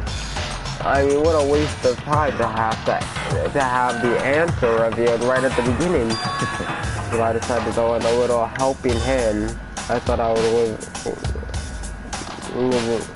things up. You did all that though, living things up? But you're here about just like Jack from Toko, you decided to use that to create a fake murder scene? But damn, man, if we hadn't figured out who really done it, you would have been dead too, right? Well, obviously I would have revealed the truth before it reached that point, of course. Byakuya turned and looked me in the eye. I could feel sharp eyes looking into me. Thanks to a certain remarkable someone. If it never did, and I was never able to perform an interesting experiment. Interesting. Once I do decide to become blacked, I know who I'll have to watch out for. What? Correct. So that was your reason? Are you satisfied? Indeed. Yes, we're done listening to your story. Moving on. Hey. This is what I like to ask Watakuno. What's this? Oh, I'm up next? You have to perform these elaborate executions each time, correct? My question is why? Do you like them? But, you know, this punishment is to spare, and not just for you. All I can understand is to spare my gift to mankind itself. What? You're over-exaggerating. I'm not over-exaggerating. These punishments are meant to transform all hope to despair. What do you mean? Mean? What the heck? Mean.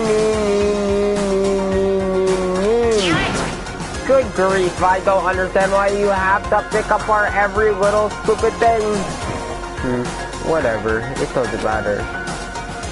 In the end, I'm gonna stand alone as the victor, and then everything will be revealed to me. Ooh, the noble son of a noble family. Truly, you understand me. Ooh, I think this is the start of a terrifying friendship. Shut up. I'll never stop to the level of a childish criminal like you. You just say this. After I've achieved complete victory, you're up next. I'm gonna find you and kill you, understand? In the name of my family. In the name of the Togami family, for which victory is a foregone conclusion. You're getting all riled up! It's a fool! It's like you're a main character of a video game or something. No trash mob for you! I swear, whatever it takes, I will kill you. Ooh, temper, sounds like someone needs a nap. Ooh. Ooh. Yeah, real funny.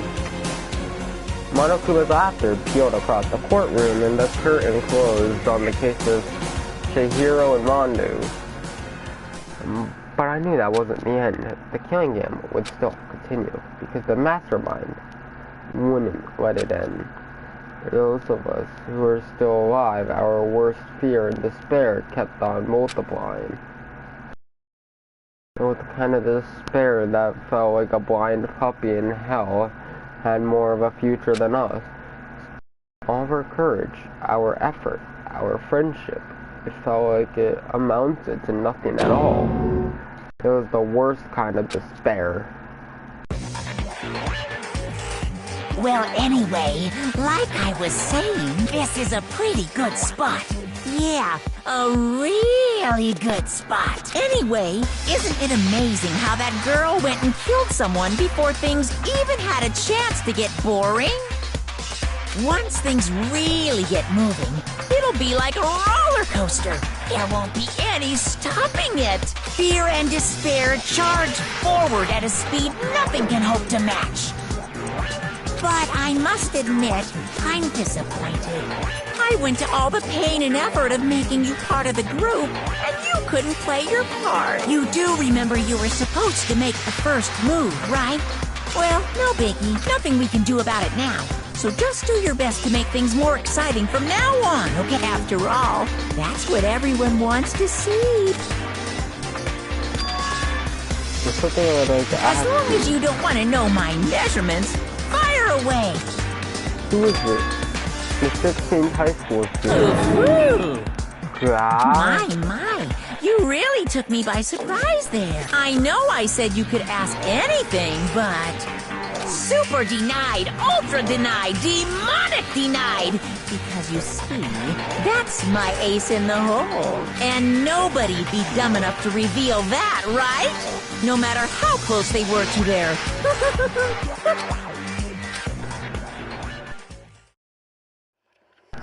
Chapter 2, Boy's Life of Despair. The end.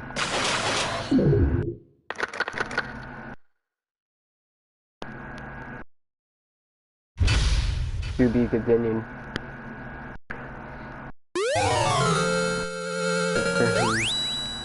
Again.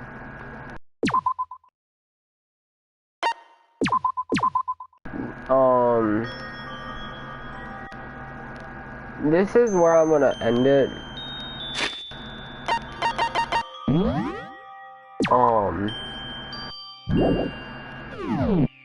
I'm gonna end it right here because I have a massive fucking headache. I probably won't be recording, just simply even uploading another one of these for a little bit because maybe I'll return tomorrow when if my headache's gone or something. Cause I'm not gonna be able to continue reading because I'm gonna like literally because of like allergies and shit, and just like fucking coughing a lot. So yeah, either way, I will be coming back strong when we return to the series. I will be playing it every single day, hopefully. And yeah.